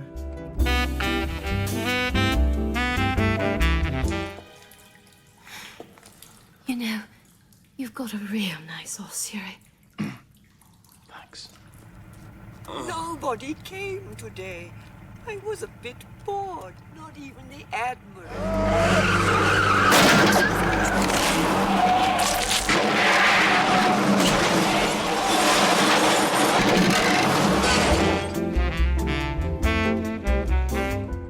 The plot to this starts off pretty straightforward.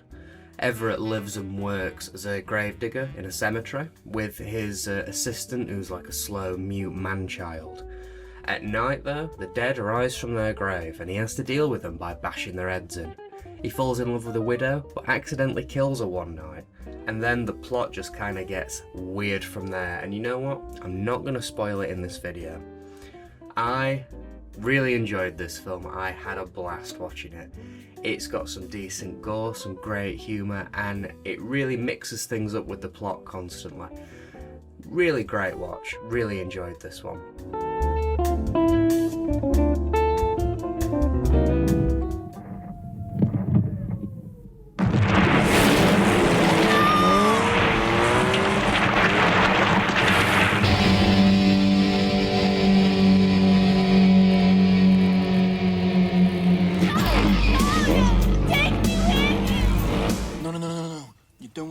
Because I can only love an impotent man. Yeah, it's true. It's true. I like men. Their manhood terrifies me. Everett's acting is strangely wooden and uncanny in this. It feels almost like something out of a Silent Hill 2 cutscene, but it works really well for the dreamlike vibe of the film. The rest of the acting is more of the same, and in quite a few instances is a lot worse. But that's great as well, because it makes some hilarious line reads here and there. And in part it feels a little bit intentional. This is a comedy, don't forget, so that it feels like they are playing into it a little bit, but not in an obnoxious Sharknado sort of way. It all just adds to this bizarre feel, which is great. There's plenty of gore and plenty of sex in this, but not too much. It just ticks those ever important sleaze boxes. And on top of that, we get some very charming special effects. The Death Angel puppet is amazing, and the little wisps on strings are really cute. The sets, oh, I love the sets. It just oozes this campy gothic vibe. It feels almost Tim Burton-esque or something like a Universal monster film, and there's some great nighttime cemetery shots. I love a nighttime cemetery shot. All this topped off with an amazing soundtrack. Really nice package. Now, there was a rumour floating around in around 2012, I think Soavi had said that he was considering a sequel or a part 2 to this film. But unfortunately, nothing ever came of that. But in a way, this is kind of good as like a standalone bizarro piece.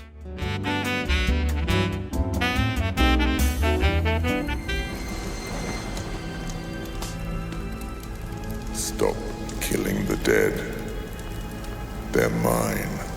If you don't want the dead coming back to life, why don't you just kill the living? I don't know who you are. Go away. Go away!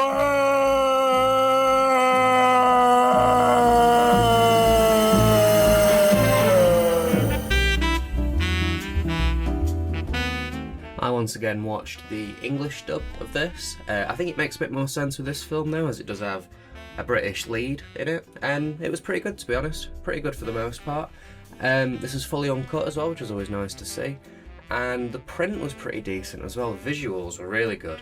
The audio was decent, but there was a little bit of popping, crackling here and there. Not a lot of it, but it was there. Bit of a shame, but it didn't ruin the film for me in any way. And on the disc, once again, outside of the 2 pre-menu trailers, we don't get any more on this disc. I guess they've just kind of stopped with those ridiculously long trailer packs of about 40 trailers. Oh well, I mean, who was watching 40 trailers anyway, really? We also get 2 interviews, relatively beefy interviews as well. We get one with the writer and one with the special effects dude. And we also get another one of those fact track things which we've had before. This time it's in the form of a text-based interview with Soavi and the writer Romoli, I believe he's called. Just give me 1 second. Romoli, yeah. Who's also interviewed in one of the interviews. But yeah, it's a fact track of an interview with Romoli and Soavi while the film plays in the background. Pretty decent, not too bad stuff on this disc really. Back to your coffin immediately. You can't stop me. You owe your job to me. Remember? Get down or I'll shoot. No, please don't. He's only eating. Move aside. Mind your business. I shall be eaten by whoever I please. This is my business. They pay me for it. Okay, time for the case, and it's all good here really. Read's pretty good. I had to look up what Grand Guignol was though, that's a new one for me. Also weirdly, this blurb has a credit on it, never seen that one before. Outside of that though, it's all good. The runtime is spot on to the second here, which is crazy. They must be making up for some of the incorrect ones previously. And the reversible cover, it looks pretty good. And once again, this is a numbered version. I have number 6693, which is a huge number. I'm guessing they made like 10,000 of these and I got a pretty late run number. I don't know. Why number them if you're going to make that many, eh? Overall then, this was a fantastic watch, and I'd happily say that this is the best Shameless film I have seen so far, beating out Cannibal, Holocaust in that top spot. It's funny, it's strange, it's violent, and I had a blast watching it. I was never bored, I laughed a lot, and it is definitely a film that I can see me revisiting in the future. The disc's pretty good as well. There's a little bit of audio crackle here and there, but it's so sporadic that it won't ruin the film for you. So it's well worth grabbing. And the film is also currently available with an Amazon Prime Video subscription for free, so no excuses. I would highly recommend this. Get some friends around, have a few drinks, have a laugh. You won't regret it. Great film for parties, I'd say. So yeah, it's going to be hard to beat this one next episode, but I have already seen next episode's film. That's right. It's another film that I've already reviewed on the channel. We're going to be seeing this a little bit more coming up. Let's see if I feel the same way about it, shall we? Because next episode I'm going to be checking out again Case of the Bloody Iris. Very northern title. I already made that joke in my Vipco review, but I like the joke, so yeah.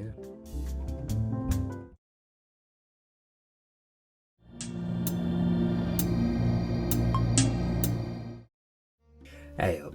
So, once again, we find ourselves in the realms of a repeat. Not the first time this has happened in the Shameless collection, and it won't be the last. But no problem, we'll have a little chat anyway. So, we're looking at spine number 13. We're rewatching The Case of the Bloody Iris, which is a 1972 Italian giallo film, directed by Guiliano Carnemio, and the film stars Edwidge Fenwick and George Hilton, which we've seen these two together a couple times in the past. They both star in All the Colours of the Dark and The Strange Vice of Mrs. Wardh. Now, as with the other repeated films that we've covered in the Shameless reviews, this is going to be a bit of a shorter video, and it's going to be focused a little bit more on the release itself. If you're more interested in an in-depth look at the film, my opinions and such, then I'd recommend going back and checking out my review that I did for the Vipco Scream Time collection.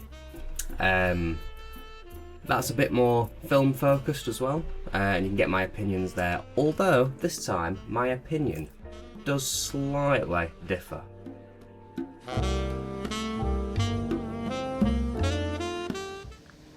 Don't trust your neighbors. Which neighbors? The women. We finished. You trying out the bed? Jealous? Why should I be? Jennifer and I always share everything. She's the best model I know. Oh, I'm gonna slap you in the face. Slap me, darling. I love it. So in my previous review, I feel that maybe I was a little too nice to this film. I still like the film, want to put that one out there. My opinion hasn't changed too much on it. I still agree with a lot of the points I said in the previous video, but maybe I was a little too positive towards it.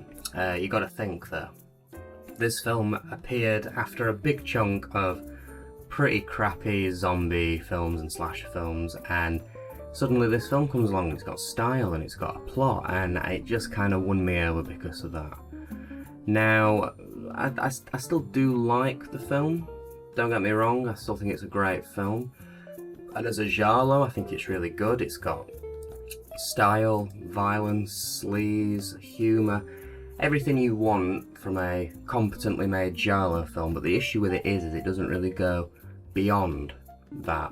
Now, doing these Shameless reviews, I've been exposed to a lot more giallo films than when I watched this one.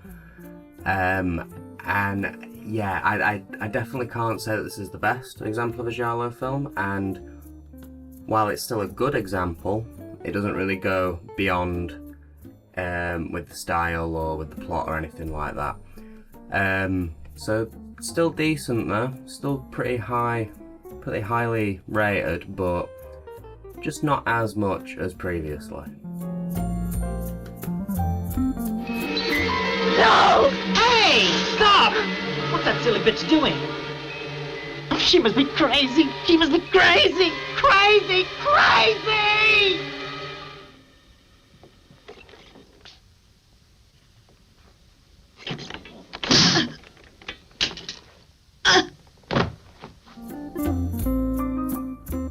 print on this one is pretty good.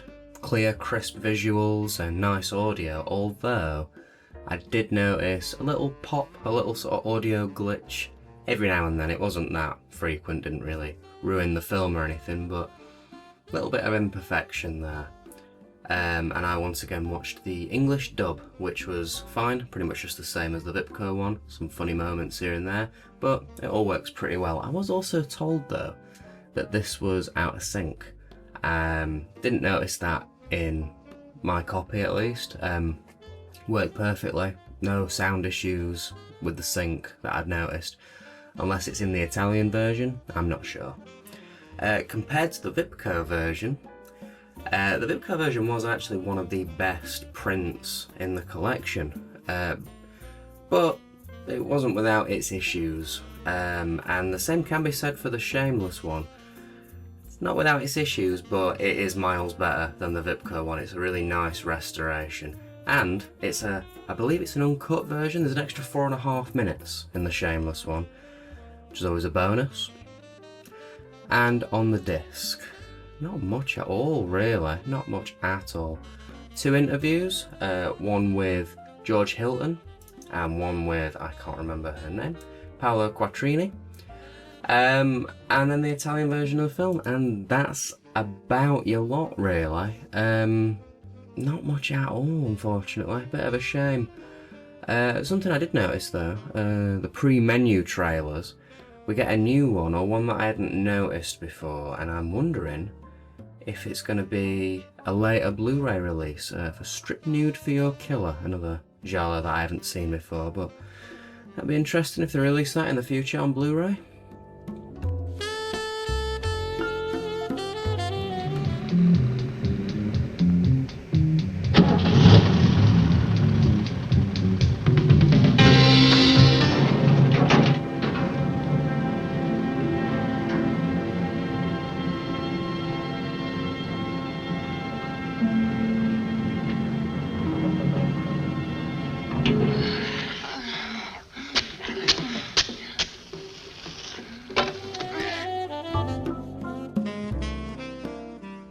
Okay, case time, and there's not really much to say about this. It reads well.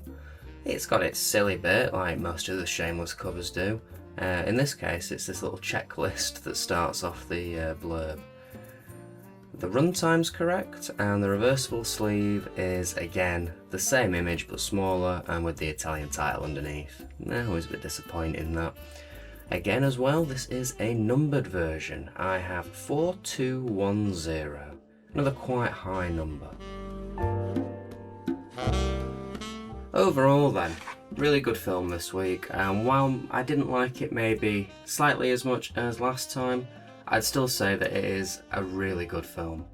It's a great example of a giallo. It's got plenty of humour, violence and sleaze, just what you want.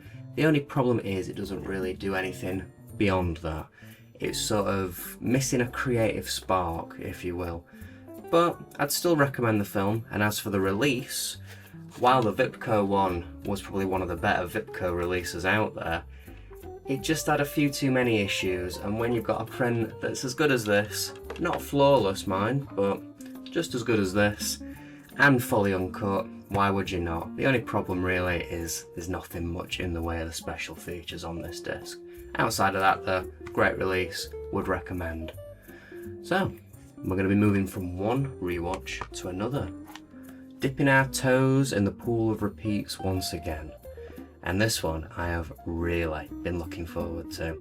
This was one that I rated very highly in my Vipco review series, and I would probably consider it my favourite Fulci film.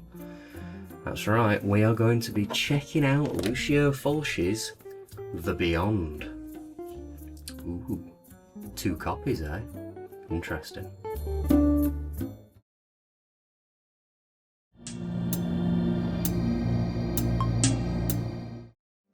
Hey up. Been looking forward to this one. Another rewatch. We're checking out The Beyond, arguably the best Fulci film and a 1981 Italian supernatural horror.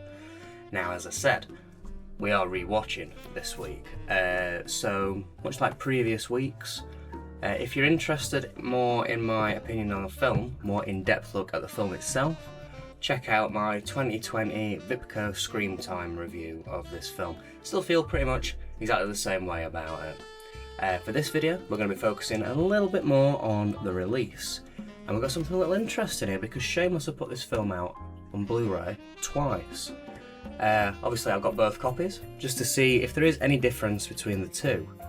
One quick aside before we crack on, I really like this film. There's a lot to love about it, and it is definitely my favourite Fulci film. So, let's have a look, shall we?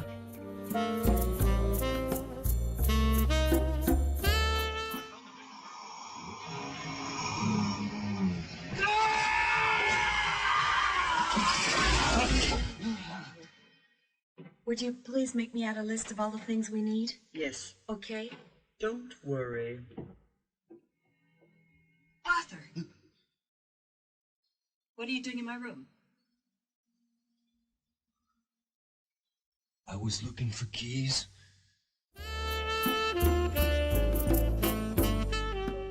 Okay, let's start by taking a look at these two different versions. So, first off, in 2019, Shameless put out this special limited edition numbered version of The Beyond, which comes in this sort of clear, see-through-y, very stylised case. It's in a big box. It's in just a clear Blu Ray case with no Shameless branding on the top or anything. And obviously you've got the limited number on the back. Then recently, they did a standard version, which is your typical Shameless fare. Yellow case, Shameless branding, there's no limited numbering or anything like that. And they're the two different versions, so you're probably wondering, your first question is probably exactly the same as my first question was. Is there any difference with the content on these discs?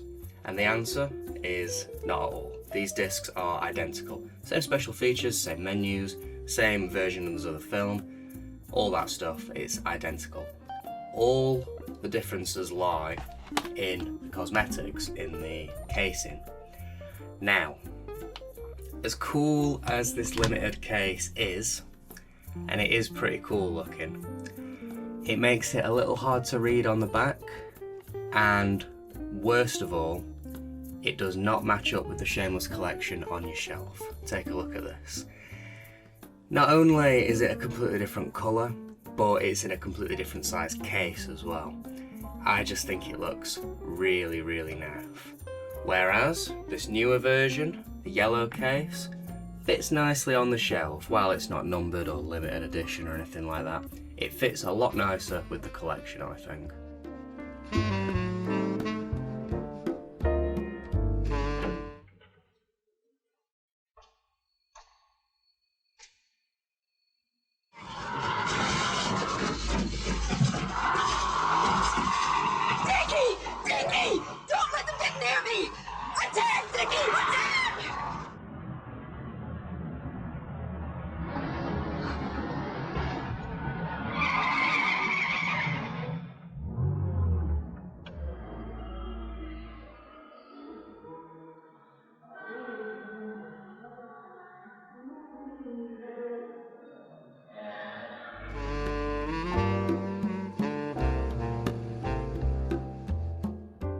I still really rate this film. I love it a lot, this film. As I said previously, it's got everything that Fulci is capable of doing. From like campy silliness to real gory, impressive bits, and it just makes a complete package that never lets up. Really good. And it was really nice rewatching it, fully uncut this time. This one runs 5 minutes longer than the Vipco version does.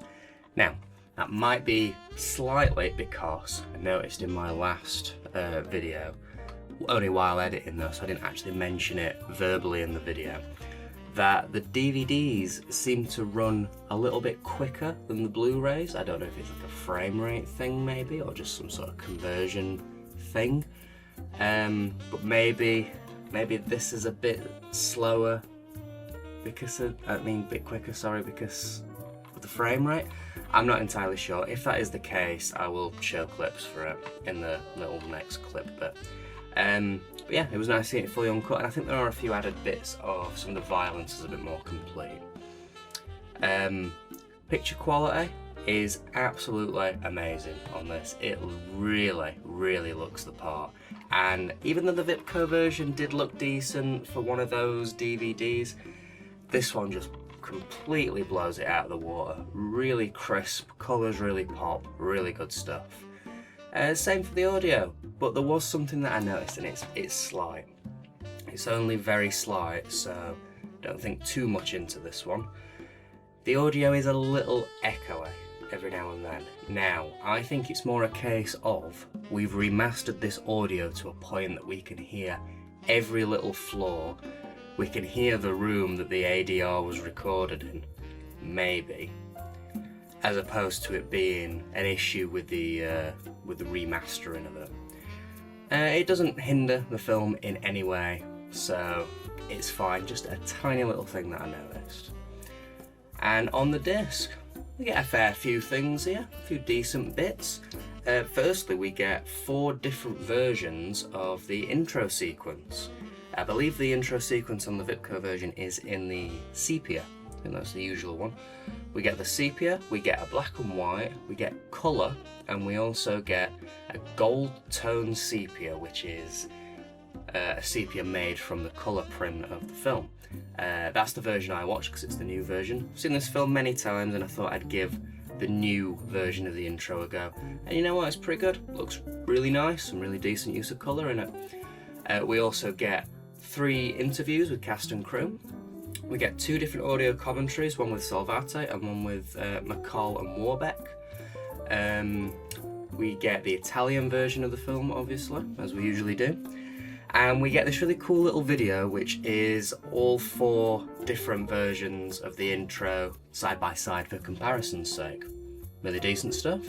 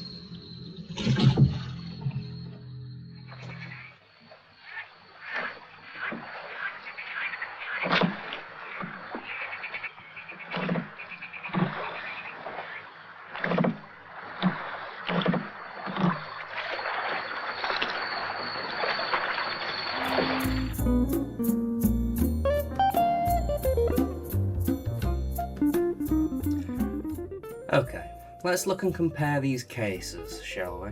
Let's start with the limited edition version. It has scanned a little weird with it being see-through, so I do apologise. But it's worded well, reads alright, and all the information's correct, but as I said, this font is really hard to read in real life. When you've got a bit of light shining on this case, it's nearly impossible to read sometimes. The eye and spider design on the back is really cool. We get this QR code for some reason as well. I did scan it, and it takes you here to a dead link on the Shameless website. I wonder what this was for. If it was taking you to a page to buy the film, seems kinda redundant really, as, I mean, if you're scanning it, surely you already own the film. And lastly, for this cover, I have number 1139. It's a smaller number than we're used to, but it's still relatively high. Right, yellow case time.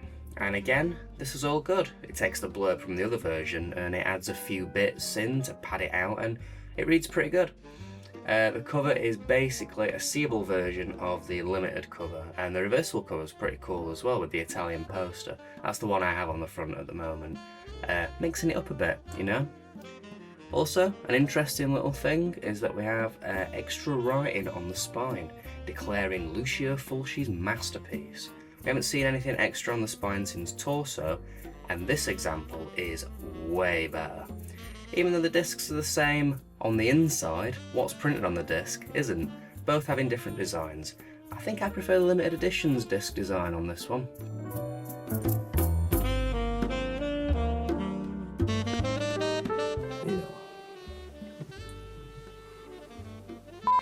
Overall then, I still really love this film and I would highly recommend it to anyone who's into Italian horror or Fulci. If you like the films we discuss on this channel and you haven't seen it yet, get on it, get it watched, it's well worth your time. And this edition is fantastic and I'd highly recommend the Shameless version as well, it looks great.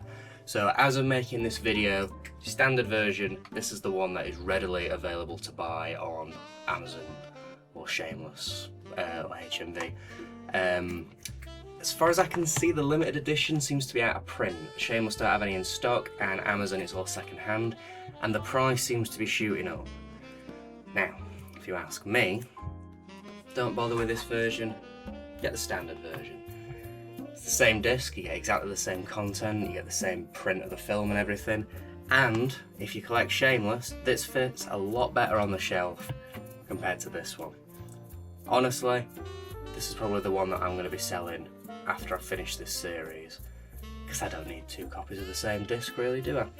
Now, there is also an Arrow version of this film. Now I believe this one was put out many years ago and it goes for stupid prices. You're talking nearly £100 on Amazon. I don't know what the remaster's like on it. I know that this is probably a more up-to-date remaster, 2K and all that sort of stuff. So I'd imagine that this one is better than the Arrow one, but I'm not sure. I don't even know what special features are on it. If anyone who's watching this video has a copy of the Arrow version, let me know what the print's like. Is it pretty good? And what's on that disc? Curious to know. So, there we go. The Beyond once again talked about. Always a pleasure to watch The Beyond. But I think next time it's time to watch something that I've never seen before. Time to really look into a film as well. And we're talking about something that I've not heard of before buying these Blu-rays. We're going to be checking out Flavia the Heretic.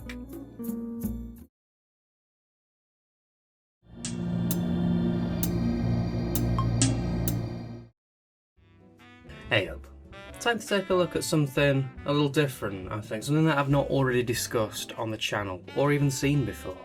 Mix it up a little. We're looking at spine number 15, Flavia the Heretic, also known as Flavia the Muslim Nun, and apparently based on a true story. This is a 1974 Italian/French nunsploitation film, directed by Gianfranco Mingoza, who, if that name doesn't sound familiar to you, don't worry, doesn't to me either. Looking at his previous work, he's done about 6 films, one of them being this, and the rest, never heard of them. The film also stars Florina Balkan, who, if you're a fan of your giallos and your Italian films, the name might sound familiar. She's been in a few, most notably for me anyway, she was in Fulci's Don't Torture a Duckling. Now we really are mixing things up here today, because this turns out to be, surprisingly, the first nunsploitation film I've discussed on this channel. Let's see if it's any good, shall we?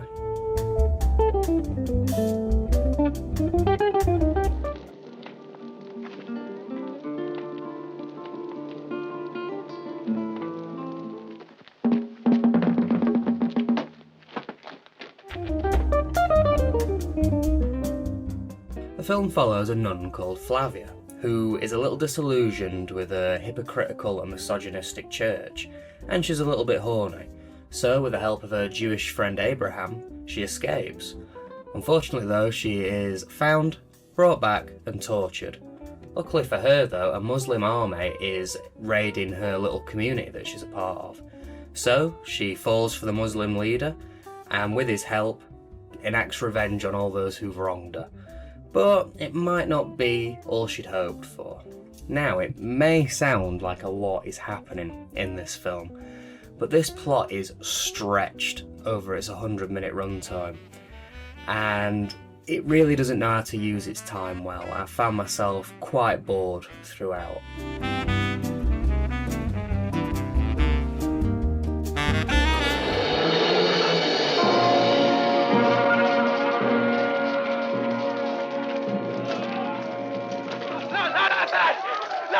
No!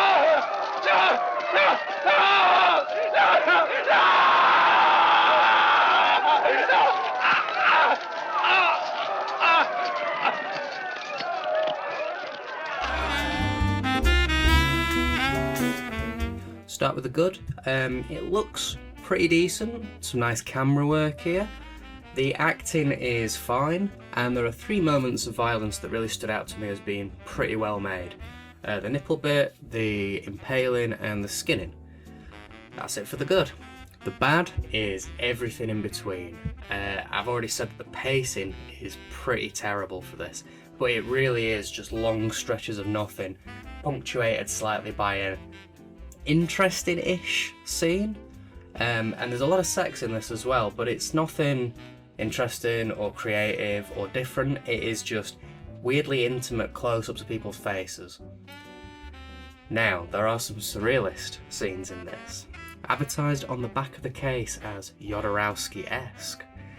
Now, I don't know if I've mentioned on the channel or not before, but Jodorowsky is one of my favourite directors, El Topo being one of my favourite films. So I got quite excited when I read this.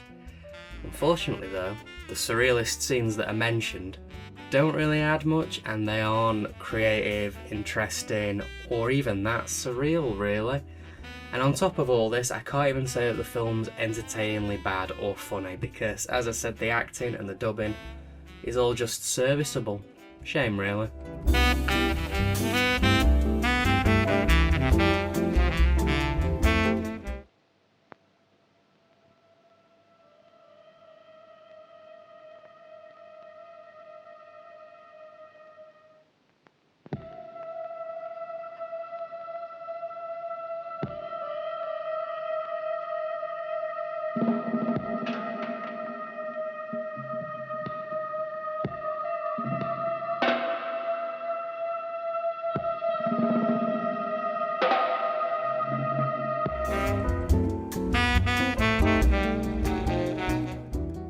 For this review, I watched the only version available on the disc, being the English dub, and yeah, it was fine.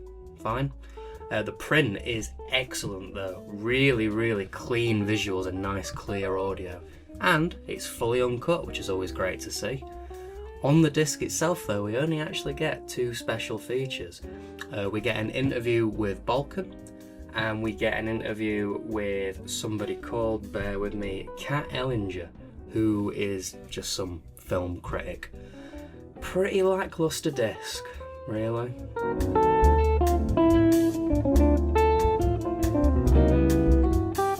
And time for the case. Everything seems good, although I'll struggle to forgive them for using the term Jodorowsky-esque to describe any aspect of this film.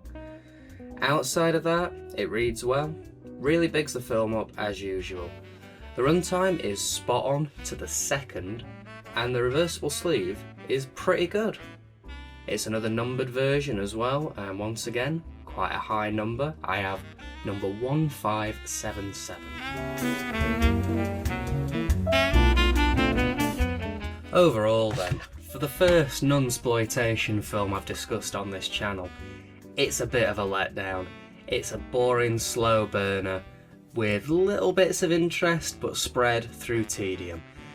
I wouldn't recommend this film, but if you are going to watch it, this is the way to go. The print on this is excellent and it's fully uncut. Just don't expect much by way of extras. Bit of a letdown this episode. Next episode though, we've got a little special edition one to have a look at. Looks interesting, been looking forward to this one. Looks very sleazy. Next episode, we're going to be checking out Baba Yaga.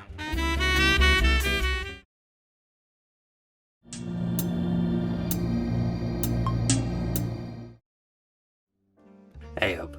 So, we have a special edition to check out this episode. Spy number 16, we're taking a look at Baba Yaga, also known as Baba Yaga the Devil Witch, and based off the Valentina comics by Guido Crepax. This is a 1973 Italian giallo film, directed by Corrado Farina. I just had to check because I keep forgetting his name. Now, he's not really done much else. He's done one other feature outside of this. He seems to be more of a documentarian and author. The film stars Carol Baker, who has been in a bunch of stuff spanning so many different genres, from films like Giant with James Dean, to Andy Warhol's Bad, even Kindergarten Cop.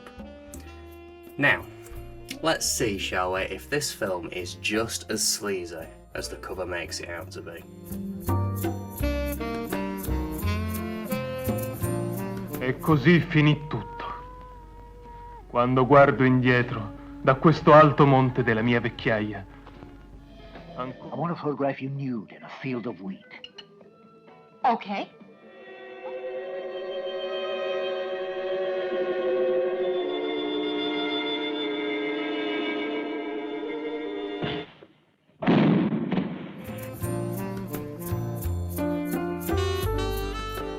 The plot follows a photographer called Valentina, who, after saving a dog one night, bumps into the titular Baba Yaga, a horny witch who slowly starts infiltrating Valentina's life. I was digging this one to start off with. The first half's got plenty of story, characters, all sorts of crazy stuff with a great 70s vibe. But, unfortunately, it uses up most of its creativity in that first half, and the second half just very slowly plods towards the end.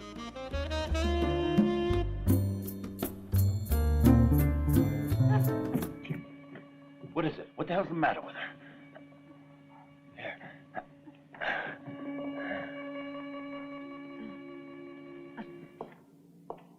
That's the nicest time of the day. Foggiest time of the night. I know, but fog turns me on, okay?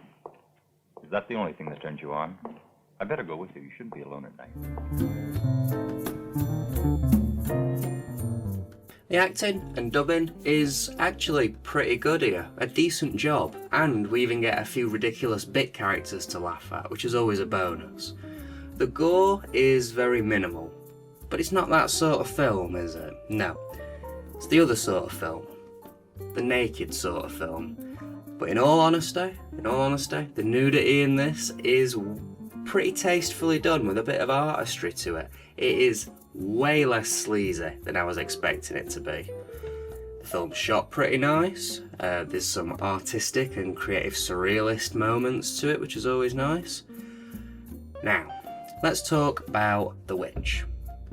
Outside of possessing a camera and sending Valentina off with a weird, creepy, possessed doll thing, she doesn't really do much. She sort of just sits around her house acting all pervy. I'd say a very underwhelming witch. And while I was in jail, I was raped by a dwarf. Is that enough? Yeah, well, I'm glad you had some fun, you know. Hey, listen, I'm shooting a TV show not far from your place. What are we and I was talking wondering, about before I got bring up? your Oh, camera yeah, over I and take some remember. shots. We'll have You some remember fun, that huh? guy, too, that used to hang? Where are you? Excuse me, ma'am, can you tell me where we are? Where do you think we are? We're in Milan. Everybody's a comedian. Of course it's Milano, but what the hell's the name of the street, huh? It's on Vim on Google, number 2. Stay right on the Naviglio, look for A little history, a little background on this film then. On the day of release, the producers went behind the director's back and completely butchered it. Meaning that about 6 minutes was lost. Now, the version on this disc isn't the complete version. Instead, it's a re-edit from the director. So the 6 minutes have been reinserted in some form. It's been jigged about a little bit to more match with Farina's original vision for the film.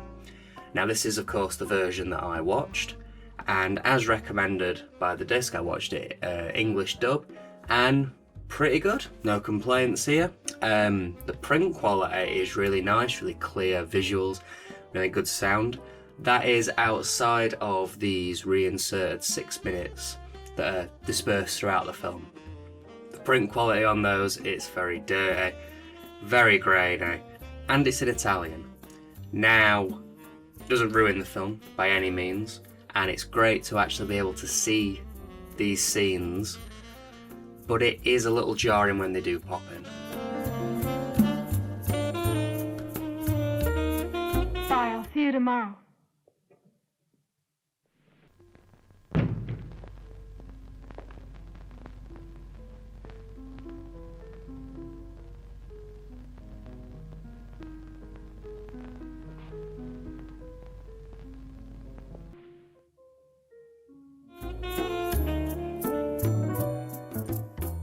Alright then, let's have a look and see what's on this disc. So obviously we've got the extended edit, the Redux version of the film in both English and Italian.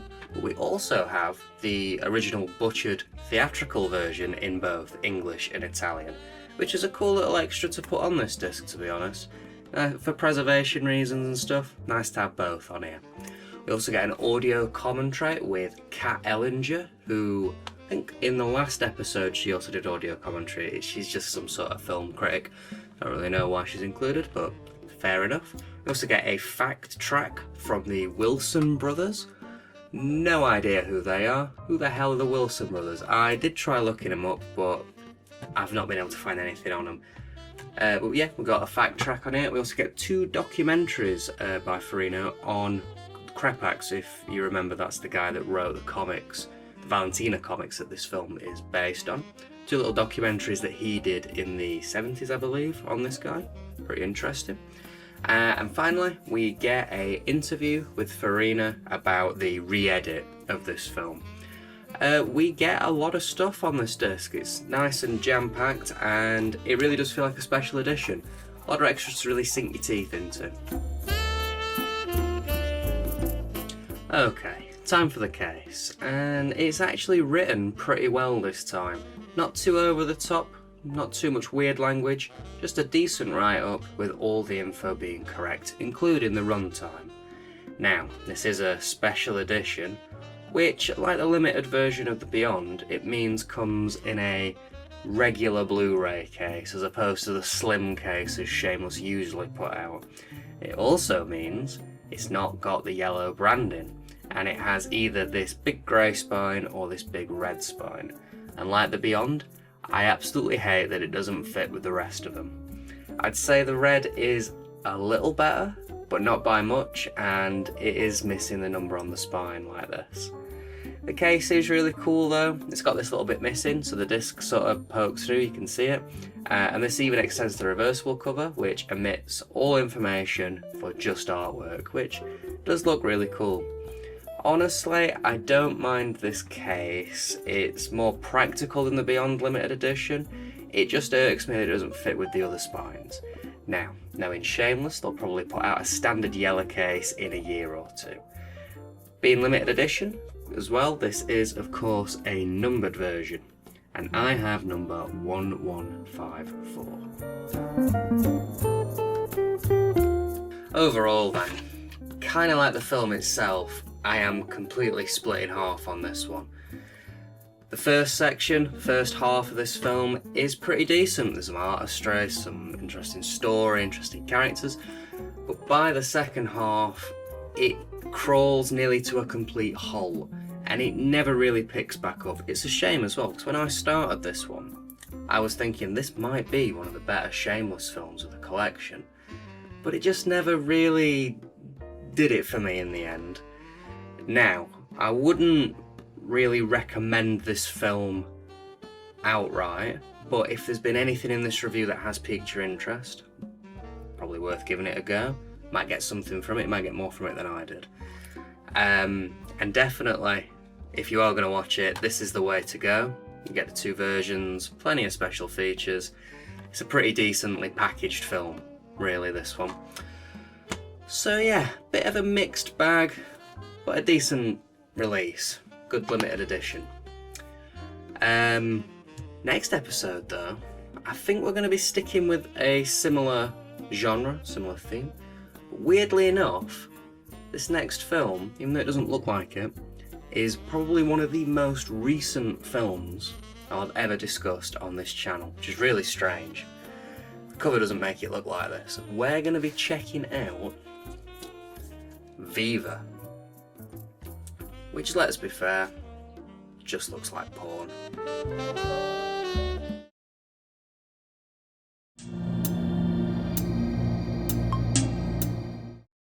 Hey up. Quite interested in this episode's film, to be honest, and the main reason for that being that it'll be the most recent film I've ever discussed on the channel.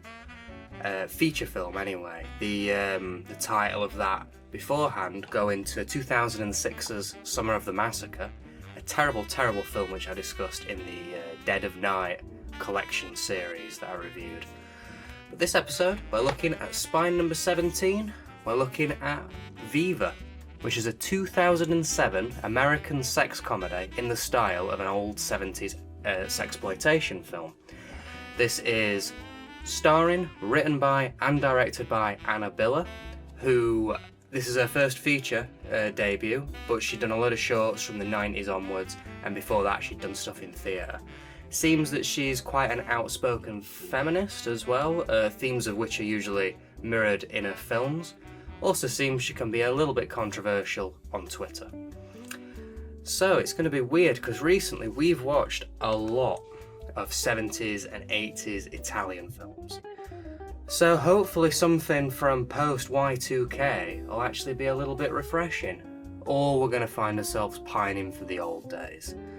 Anna Biller's got that many credits in this film that I'm kind of concerned she's just going to be another Tommy Wiseau type. Concerned, or maybe I'm looking forward to that. Who knows? Let's have a look, shall we?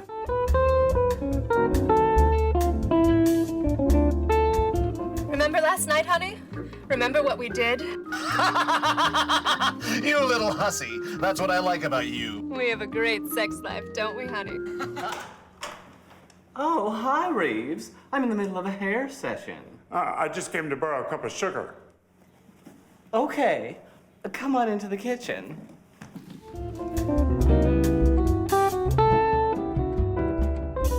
The film follows Barbie, a bored 70s housewife who's sick of being stuck inside all the time and wants to get out and live a little. After an argument with her husband, her and her neighbour set out to express a little bit of sexiness, but they wind up being entangled with a weird agency that hooks them up with men for, like, nudist beaches and orgies. Have they gone a little bit too far? Maybe. A parody/homage of sexploitation films of the 70s, I can see what it's trying to do, but a lot of the time it does just feel like it's focusing too much on like bad 70s pornos. Also, this film is 2 hours long and it doesn't need to be.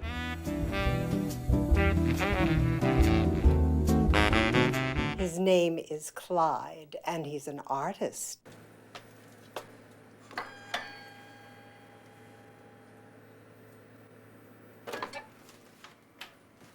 Do you like the way I smell? Hey, lay off. That's my woman. Lighten up, Rick. It was just a... So for this section, I want to start with the bits that I liked. The good, I guess. Firstly, it really looks the part. It's got bright colours and it all really pops, and it's saturated to the nth degree to sort of emulate that Technicolor style of film. And it really works. As do the costumes, they all feel very time appropriate, and there's a wide range on display here. Really cool to see. Same with the sets as well. Apparently she was inspired by old Playboy comics and 70s decorating magazines, and you can really tell because they all feel very authentic, and there's plenty to see. It looks really good. Outside of how the film's made, there's not much by way of like creativity, I guess. It doesn't really go crazy or anything, outside of a very small animated segment, which I massively appreciated. I wanted a little more of it, though it's quite short. And lastly for this section, some of the side characters are pretty damn funny. While the humour, I'll talk about the humour a little bit a little bit later, but some of these quick cutaways to these side characters did have me laughing. A few examples. Just a quick cut to a girl combing another girl's pubes made me laugh quite a bit, as did a guy aggressively and erotically eating sugar. Pretty funny stuff really with these little side character bits. That's it for the bits that I liked really. Move on to the bad, I guess. How is he, Doctor? Mrs. Smith, it seems that he worked himself into a state of hysteria when you didn't come home last night. He had a seizure, which led to a high fever, followed by pneumonia.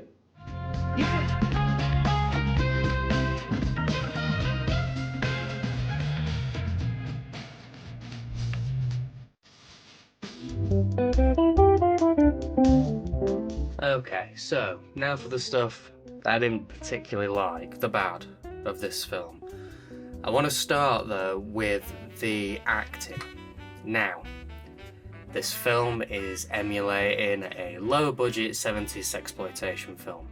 Those films are notorious for hiring people who have the look but don't necessarily have the talent.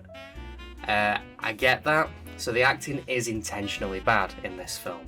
Now, my problem is that I feel like it's using that as a crutch and covering up genuinely bad acting. This is the thing with parodies and stuff like that. It's hard to properly criticise something that is taking the piss, basically, because it can always fall back onto, oh yeah, it's intentional, it's the joke. I get the joke, but I do think that it's getting away with more than it deserves to. Also, this film has a tendency of laughing at its own jokes far too much. It's kind of hard to explain. A good example of this, though, is in the first few minutes of this film. So a dude is presented a whiskey by his wife for breakfast. That in and of itself, amusing, quite funny. They drank a lot in the 70s, I get it. The problem is that after he's handed this whiskey, he then proceeds to maniacally laugh with his wife. They both just laugh to camera about the fact that he's drinking whiskey for breakfast. Now, I don't know, it ruined the humour to a point for me and made it absurd but also obnoxious, because the film isn't trusting me enough to allow me to understand the joke for myself, and it's basically like, this is the joke, you laugh at the joke now. They're drinking whiskey for breakfast, you laugh at it. And don't do that, just let me laugh. And they do it throughout the whole film as well. The humour itself as well, I didn't particularly find that great. I feel like they have 2 or 3 jokes in this film, and then they just run them to death over the 2-hour runtime. It's mostly just, they drank a lot in the 70s, didn't they? They were sexist in the 70s, weren't they? They were, yeah, you don't need to make the joke again an hour and 40 into a film, the same joke that you were making in the first 5 minutes. I don't know, either way, I didn't find myself laughing a whole lot throughout. And that's another thing as well. As I've already said, 2 hours. That runtime is ridiculous for this film. This would have made a fantastic hour and 20 little comedy. But by that hour 40 mark, I was exhausted. I think that is about it for the stuff that I actively disliked. One more thing, I've just remembered, this isn't even what I've written down, this is off the top of my head. This is a musical. There's 5 songs in this film, and I didn't care for any of them. The first song comes in about an hour into the film, and then they just cram 5 songs. They're only short, don't get me wrong, they're not massive, but they don't really add anything, and I'm not someone who dislikes musicals. I don't dislike musicals, I quite like them, but I don't think that they added anything to this apart from padding out that runtime, really. I'd forgot about that, glad I remembered. Yeah, that's the stuff I really actively didn't like about the film.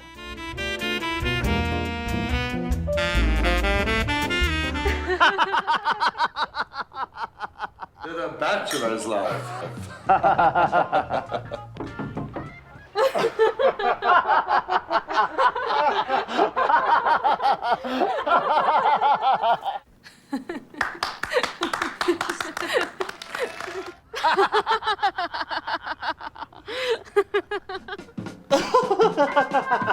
What's so funny? Outside of the good and the bad, what else does this film do then?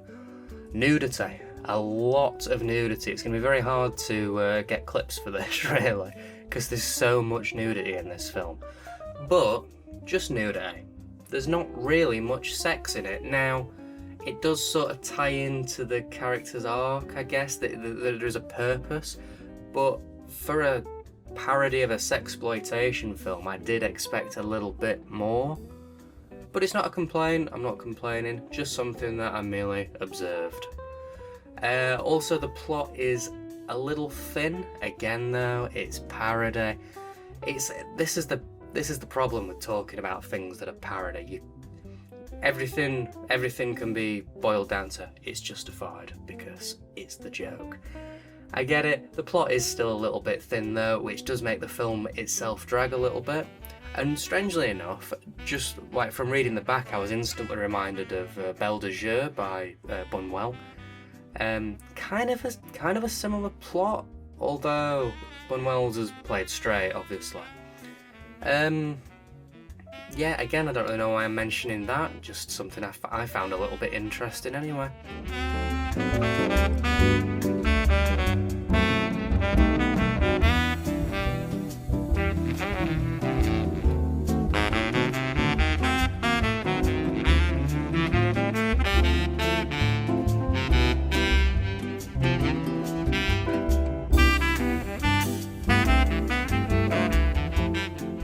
Being a more modern film, the print for this is obviously pretty decent.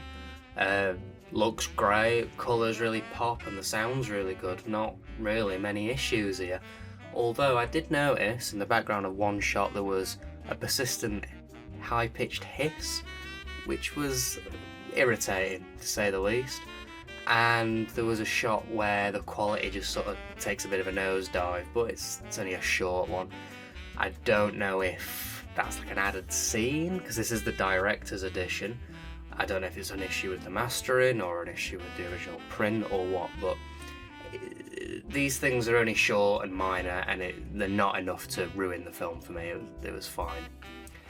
On the disc, pre-menu trailers, we get a trailer for a film that hasn't been put out on Shameless Blu Ray yet, and I'm wondering if it's a hint. It's The Nurse with Ursula Andress. Could be a hint for a Blu-ray, or they could just be advertising the DVD edition that they've got out. Interesting. Now, actually, on the disc itself, we get behind-the-scenes featurette, we get a trailer for Viva, we get a photo gallery, we get audio commentary with, oh my gosh, I can't remember her name, with, what is her name? Heather Drain, who appears to be some sort of film writer, critic. Don't know, don't care. And that's it for the features. To be honest, with this being a director's edition, I expected it to have a little bit more on here, but I guess there's a few bits, I don't know. Sort of middling as a release goes.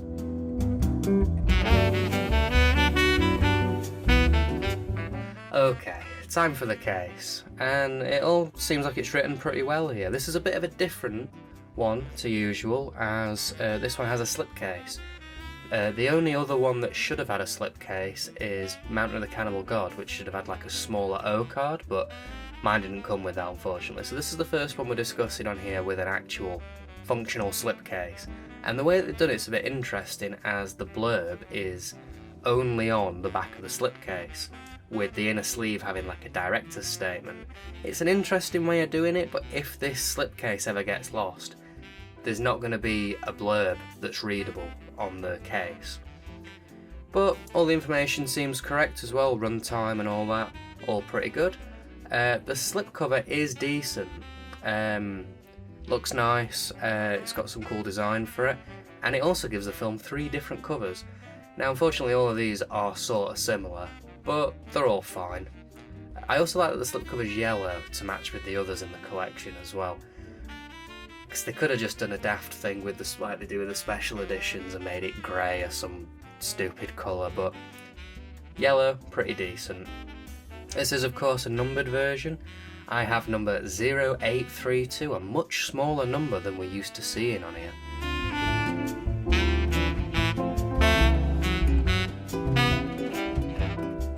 Overall then, I wouldn't say that I hated it, but I wasn't the biggest fan.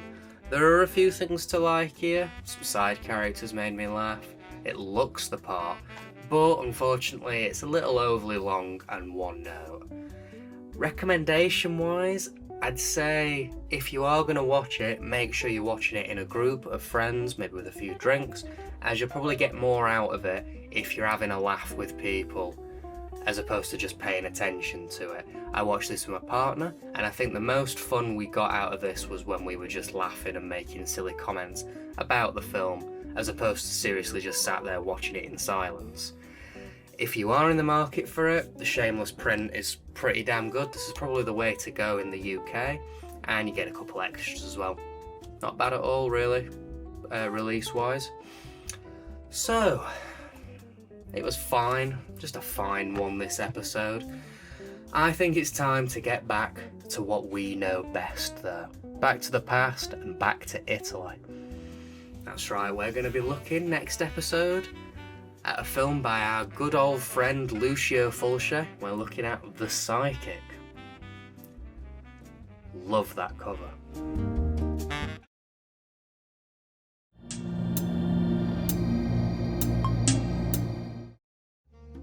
Hey up. So, this week we're going to get back to what we know best. And what better way to do that than by checking out spine number 18, The Psychic.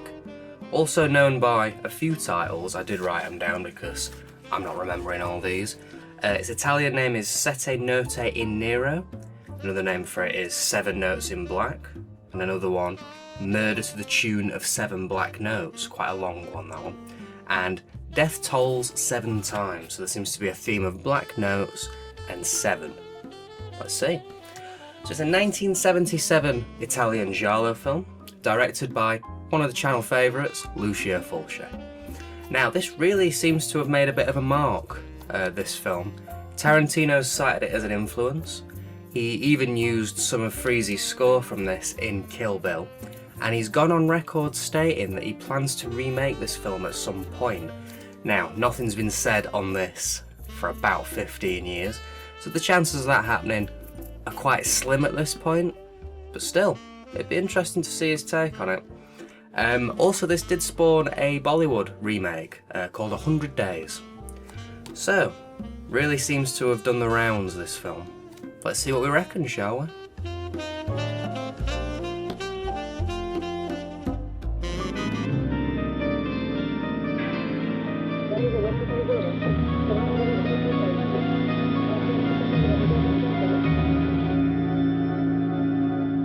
I've had 56 lovers and haven't killed even one of them. I'm glad I did. The film follows Virginia, who, as a girl, had a premonition of her mother throwing herself off a cliff. Years later, and she's got a new premonition, this time about a dead girl trapped in a wall. Upon visiting one of her husband's scarcely used houses, her premonitions start to come true and the body of the girl's found. But who killed this girl and why? I thought this film was excellent. It's suspenseful, it's tense, and it's all very well put together. Now, it's no roller coaster ride of a film. Quite a slow burner, but I was hooked throughout, and that introductory scene is one hell of a way to kick a film off.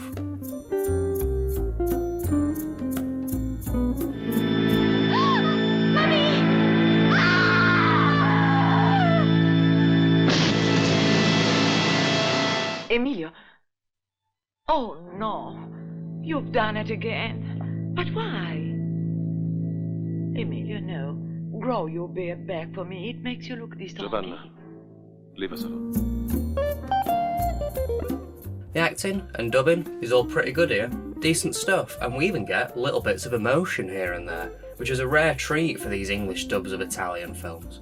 Another thing I liked as well, because we're following an American in Italy, all the Italians actually have Italian accents, which I thought was just a nice little touch. The violence and gore is minimal, yet serviceable, and it works really well for the story, and it allows itself to get a little bit creative with the visuals during the premonition scenes, which is nice. Cinematography is absolutely fantastic. The use of shadows and the glows around brighter objects gives it a dreamlike feel, and it almost feels cozy in parts. All this works to service a thick atmosphere and a sense of dread and suspense, and all this topped with one of the best soundtracks I've heard in a long time from Freezer, and you've really got a complete package here. It's understated Fulci, but it all works really well.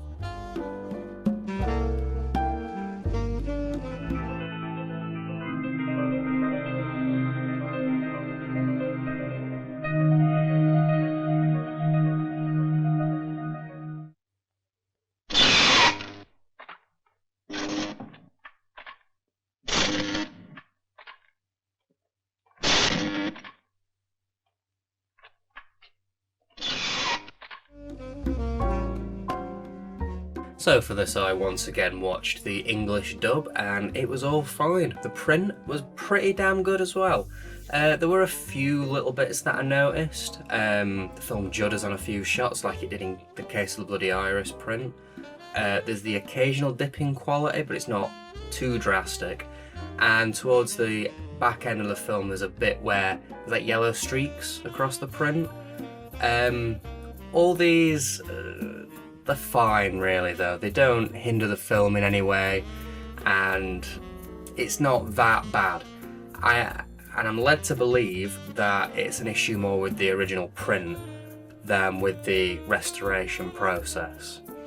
On the disc, not too bad on this disc to be honest. We get an Italian version of the film. We get 4 interviews, 2 with Fulci's daughter, 1 with Dardano Sacchetti, the writer, and another one with Fabio Frisi, the musician. And lastly we get a little featurette that shows the comparison of the process of restoration from original stock to the restored film.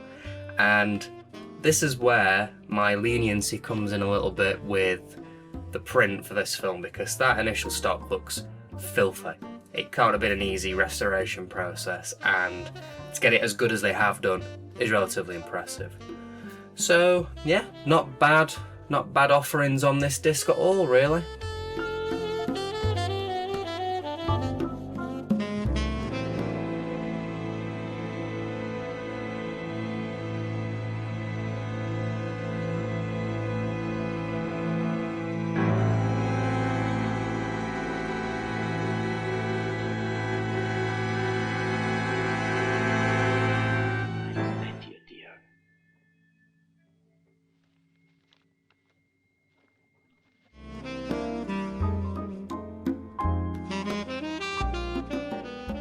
Okay, time for the case, and it's a bit of a strange one this time. So first off, it has this slipcover, and damn, is that image striking. So there's a write-up on the back of the slipcover, not got the best formatting if you ask me, it's a little crammed in, but it is worded ever so slightly differently on the case, which is odd. It's basically the same write-up, but worded ever so slightly differently.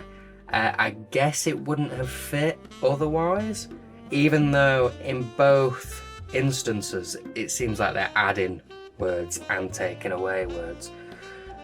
Really weird, not entirely sure. It's written alright though, a bit of that shameless pomp that we've seen before, but not as bad as it could have been. With the slipcase we have 3 possible front covers for this. The image of the skull is really great though. The other case is fine, but nowhere near as good. The slipcase also has a black spine, which I'm not particularly thrilled about, but a simple removal of the slipcover and you've got a yellow spine to match with the rest, so it isn't all that bad. Lastly, this is another numbered version, and I have number 1905. Pretty damn high really.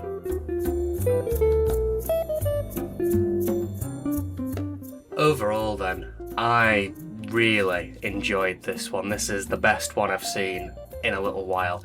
It's got everything that you'd want from the genre. It's got atmosphere, suspense, gore, and an incredible soundtrack. I would definitely recommend this film. While I probably rank The Beyond and City of the Living Dead a little bit higher, I would definitely say that this is top tier Fulci. But that's just my opinion. I'd definitely recommend it though, and I'd recommend this this print as well. There's the odd DVD knocking about, like a 3-disc German release for the importing people. You probably get a soundtrack with that, but if it's Blu-ray you're after in this country, this is the way forward. It's pretty damn good to be honest. So yeah, pretty decent this episode. It was nice watching something that I thoroughly enjoyed for a change, because I've not really been digging these last few that much. Well, next episode I'm definitely going to be enjoying the film because I've seen it before. Yes, we've got another rewatch, another re-review next episode. So weirdly as well, the next one is the last disc in the collection so far. That's right. we're going to be rewatching one of my top 5 Vipco screen time films. Taking another look at Michel Soavi's Stage Fright.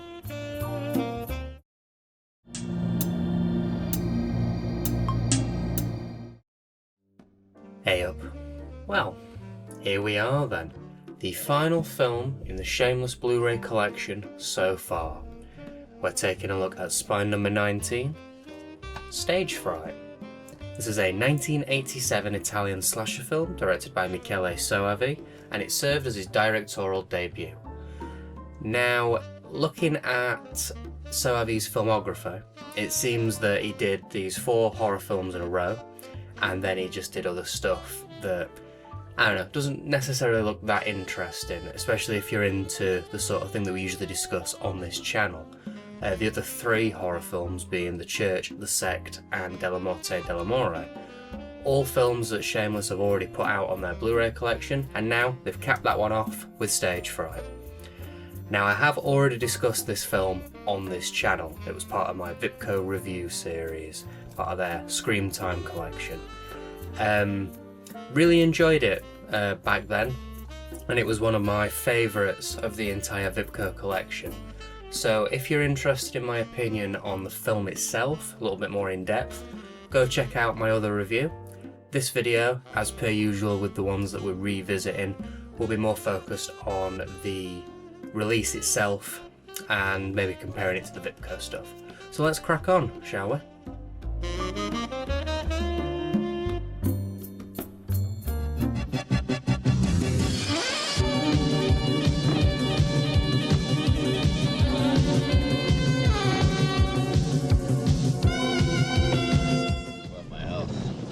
Get spinach. Can you believe it? Spinach. You're too fat anyway. Too fat. That's muscle, boy. Muscle. Fix your Popeye. Fuck Popeye. Quickly then, probably worth mentioning my thoughts on the film after a rewatch. I still feel exactly the same way that I did in my other review about this film. I really enjoyed rewatching this one. It's got great silly characters, fantastic cinematography and stylish like set design and everything, and it's got plenty of gore. I don't know why in my Vipco review I said that a lot of the kills are off screen and it's not that gory, because there's plenty of kills and gore in this, and a lot of it's on screen. I don't know, I must have been a bit desensitized because of all the Vipco crap I was watching. From that though, let's talk about the comparison. So this Shameless Blu Ray is really damn good. It's a 4K remaster, which is a first for the Shameless collection. We've had 2K remasters before, but this is the first 4K one. Obviously this is then compressed down onto a Blu-ray, but it still looks really damn good. The colours really pop, it's sharp, and you can really pick out the details. Pretty damn good for the visuals. The sound is okay, although I did notice the volume moving up and down a little bit. It goes quiet to loud quite a lot. I don't know if that's just the original recording or a remaster thing, I don't know. It's not that bad though, it's not that bad. The Vipco version is surprisingly still pretty decent as well, to be honest. Again, for a DVD and for budget Vipco, it's got pretty clear visuals and audio. It's a little darker than this, and obviously it lacks a lot of the detail, but for a cheap budget DVD it still looks pretty damn good. Now these are both uncut versions of this film, but the Vipco version runs 4 minutes shorter than the Shameless one. Now, a fan filled me in on this one because I wasn't entirely sure. So apparently DVDs are locked to their regional frame rate, so it'd be 25 frames a second for the UK. Which means if the film's been shot in a lower frame rate, they've upped the frame rate, makes the film quicker, whereas Blu-rays are usually played at a native frame rate. So that explains things like Case of the Bloody Iris and The Beyond, so thanks for filling me in on that one. So pretty good prints here, but there is one thing I think that is worth talking about.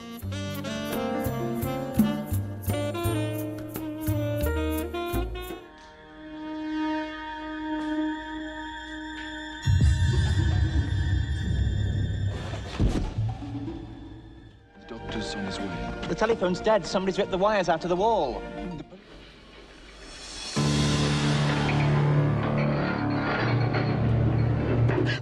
Sorry, miss. You can't stand here.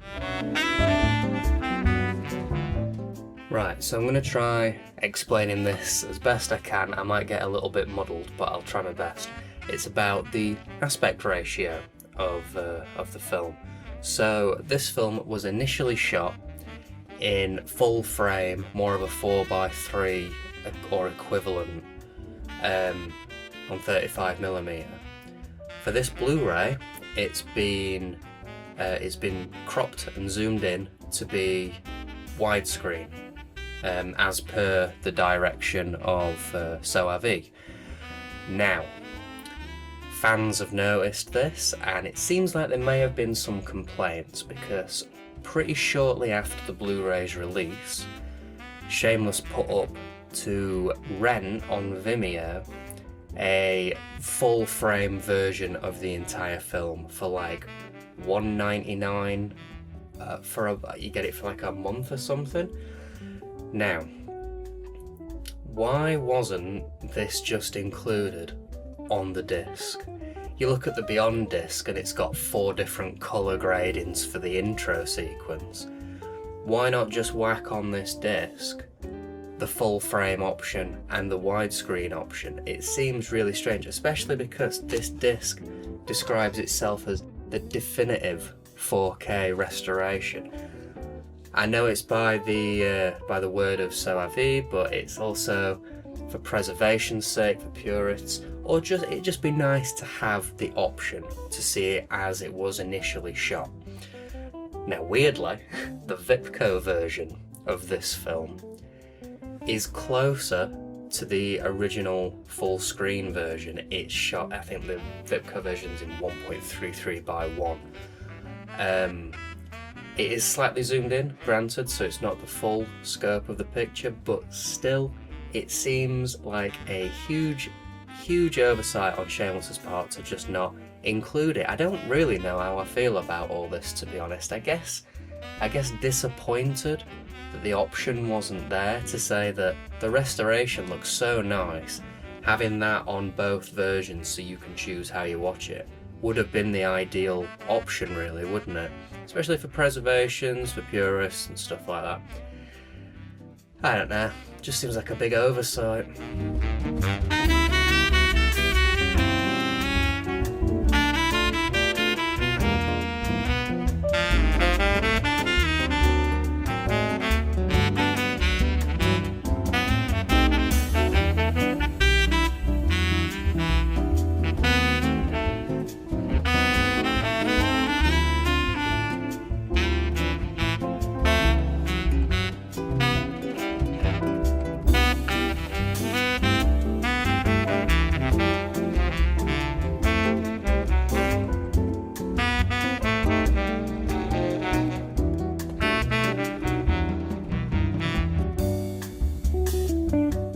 And on the disc, we get the Italian version of the film, and we get 3 interviews.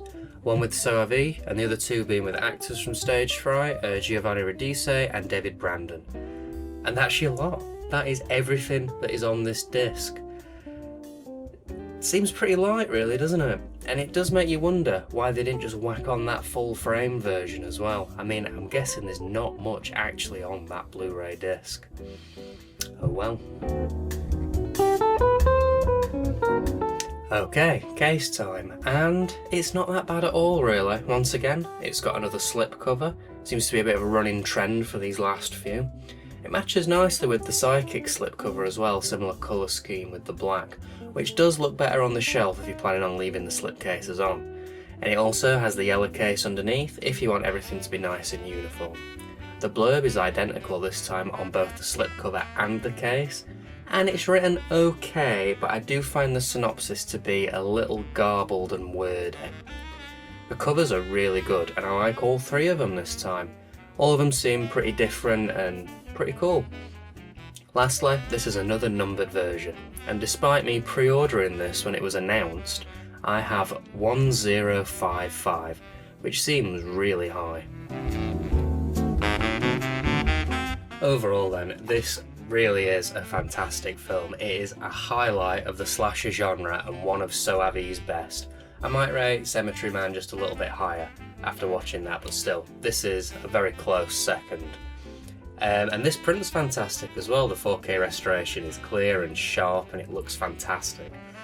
There is, though, that little oversight of not including the original framing of the film, which, I mean, if you don't mind half the film missing, then this is a really good way to go. It looks really good. It doesn't hinder the film too much, but if you're a purist and you want to see the film as it was initially intended, the Vibco version might actually be your better option this time, weirdly enough. It's pretty decent for a DVD though, and as I said, it is still going quite cheap.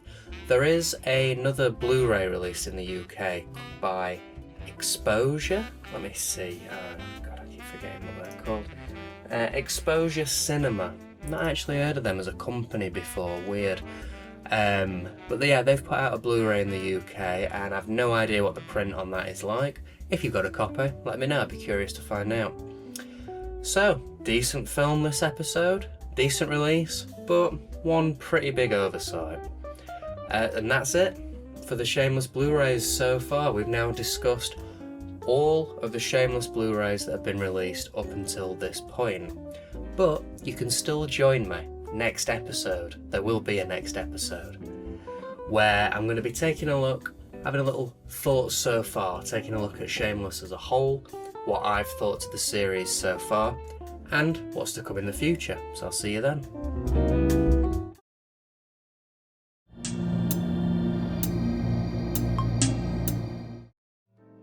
Hey up. So, we've officially reached the end of the Shameless Blu-ray collection. And I wanted to take this episode just to have a little chat about Shameless as a company, how I've found the review section, and what's to expect from the future. So let's crack on with talking about Shameless.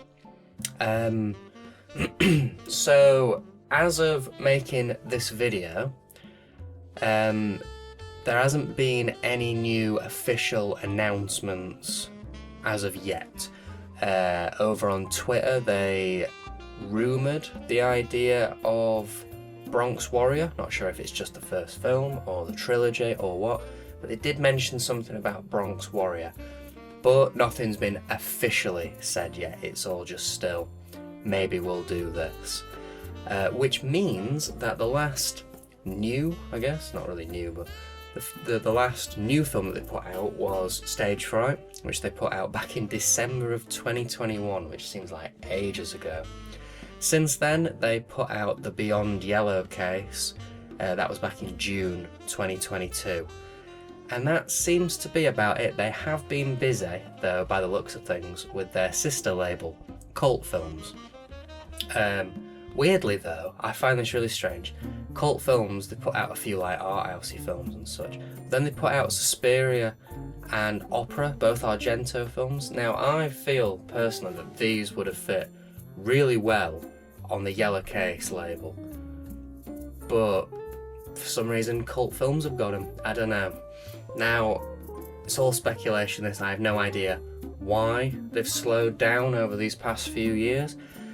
It could be a licensing thing. They might be struggling to get the licenses for these films because they've got more competition now with boutique labels like Arrow and 88 Films putting out similar sorts of films and genre films. So it could be that, or they could have just decided to focus their efforts more on this sister label, Cult Films. Not entirely sure, but I will definitely say that the minute the next Shameless Blu Ray comes out, the second that comes out, I will be getting it pre-ordered, I will be getting it, and I'll be making a review for you, so don't worry. This series isn't over, it's just waiting for more stuff to come out, I guess, more Blu-rays.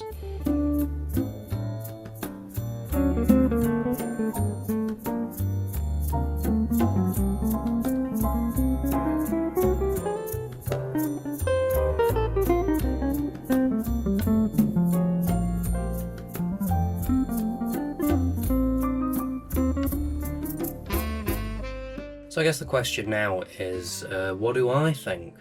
to Shameless as a company, and how have I found these reviews? Well, I think that Shameless is pretty good. I think they're good as a company.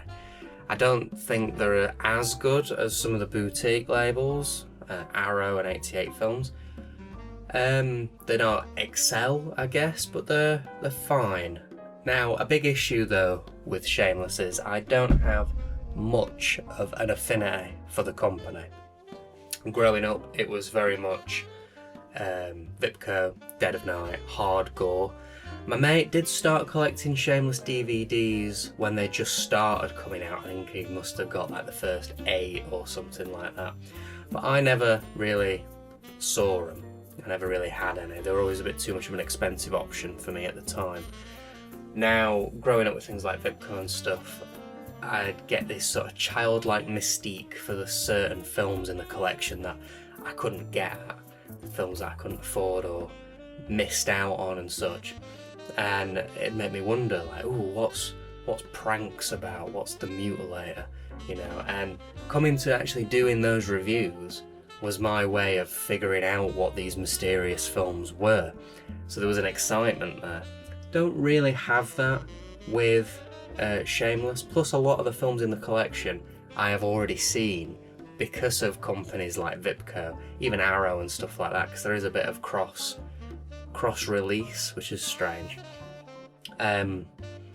But yeah, so I mean, there were a few that I was wanting to watch, and this series has allowed me to see them, like Cannibal, Ferox and Cemetery Man. But this brings me on to my next point, actually. The calibre of film that's been released here.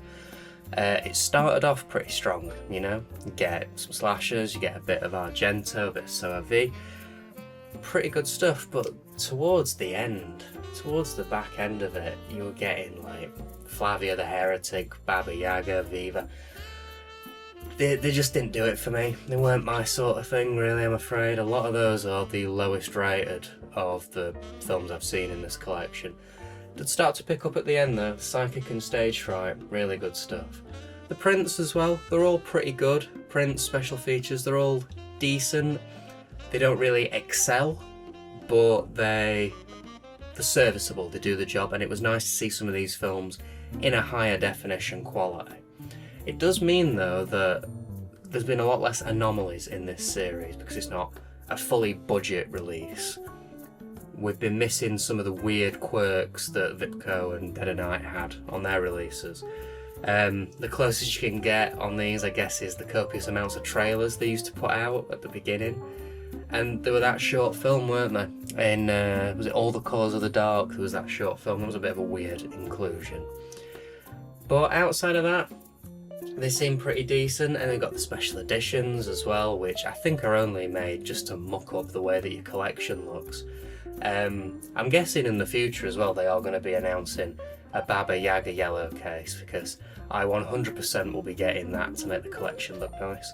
And I've also decided that I'm going to be getting rid of the special edition version of the Beyond and keeping the yellow case.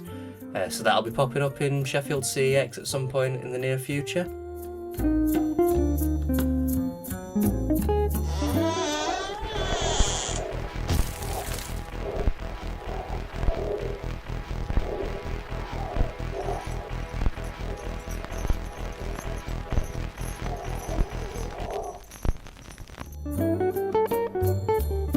As I've said, I'll be doing more of these when more stuff gets released by Shameless. Until then, I need to think up a new release company or series to do, I think. If you've got any ideas, let me know in the comments. Be interesting to see what you guys think I should discuss next. Nothing too big, because like Arrow or anything like, or Tartan even, they're huge, and I wouldn't be able to buy them all in, really, unless someone's willing to donate. You know, I wouldn't be able to buy all the stuff in. Which brings me on to, actually, don't usually bring this up, but might be worth shilling once in a while. If you like what I do, might be worth considering supporting me over on Patreon. Any money that's donated does allow me to buy this sort of thing so that I can keep the reviews coming, and the more films I can buy, the more reviews you get. And if you subscribe to the early access tier as well, you do get my reviews a few days earlier than other people, and there's some exclusive stuff on there as well. I do have a few ideas for some one-off episodes that I'm wanting to do towards the back end of this year. And then there's also some short films and animations I'll be doing over on my other channel, Old Man Chimes Films, if you're interested. And if you want to see a ranking list, I need to remember this, if you want to see a ranking list of my Shameless films, head on over to my Letterboxd, and I've got a best to worst Shameless in my lists, and there's a few other lists that might pique your interest as well. I like to make best to worst lists, directors, there's a Vitco one over there. You know, if that sort of thing interests you, and if you use Letterboxd, might be worth a look. So thanks for watching the series so far. There'll be more to come very soon. See you later.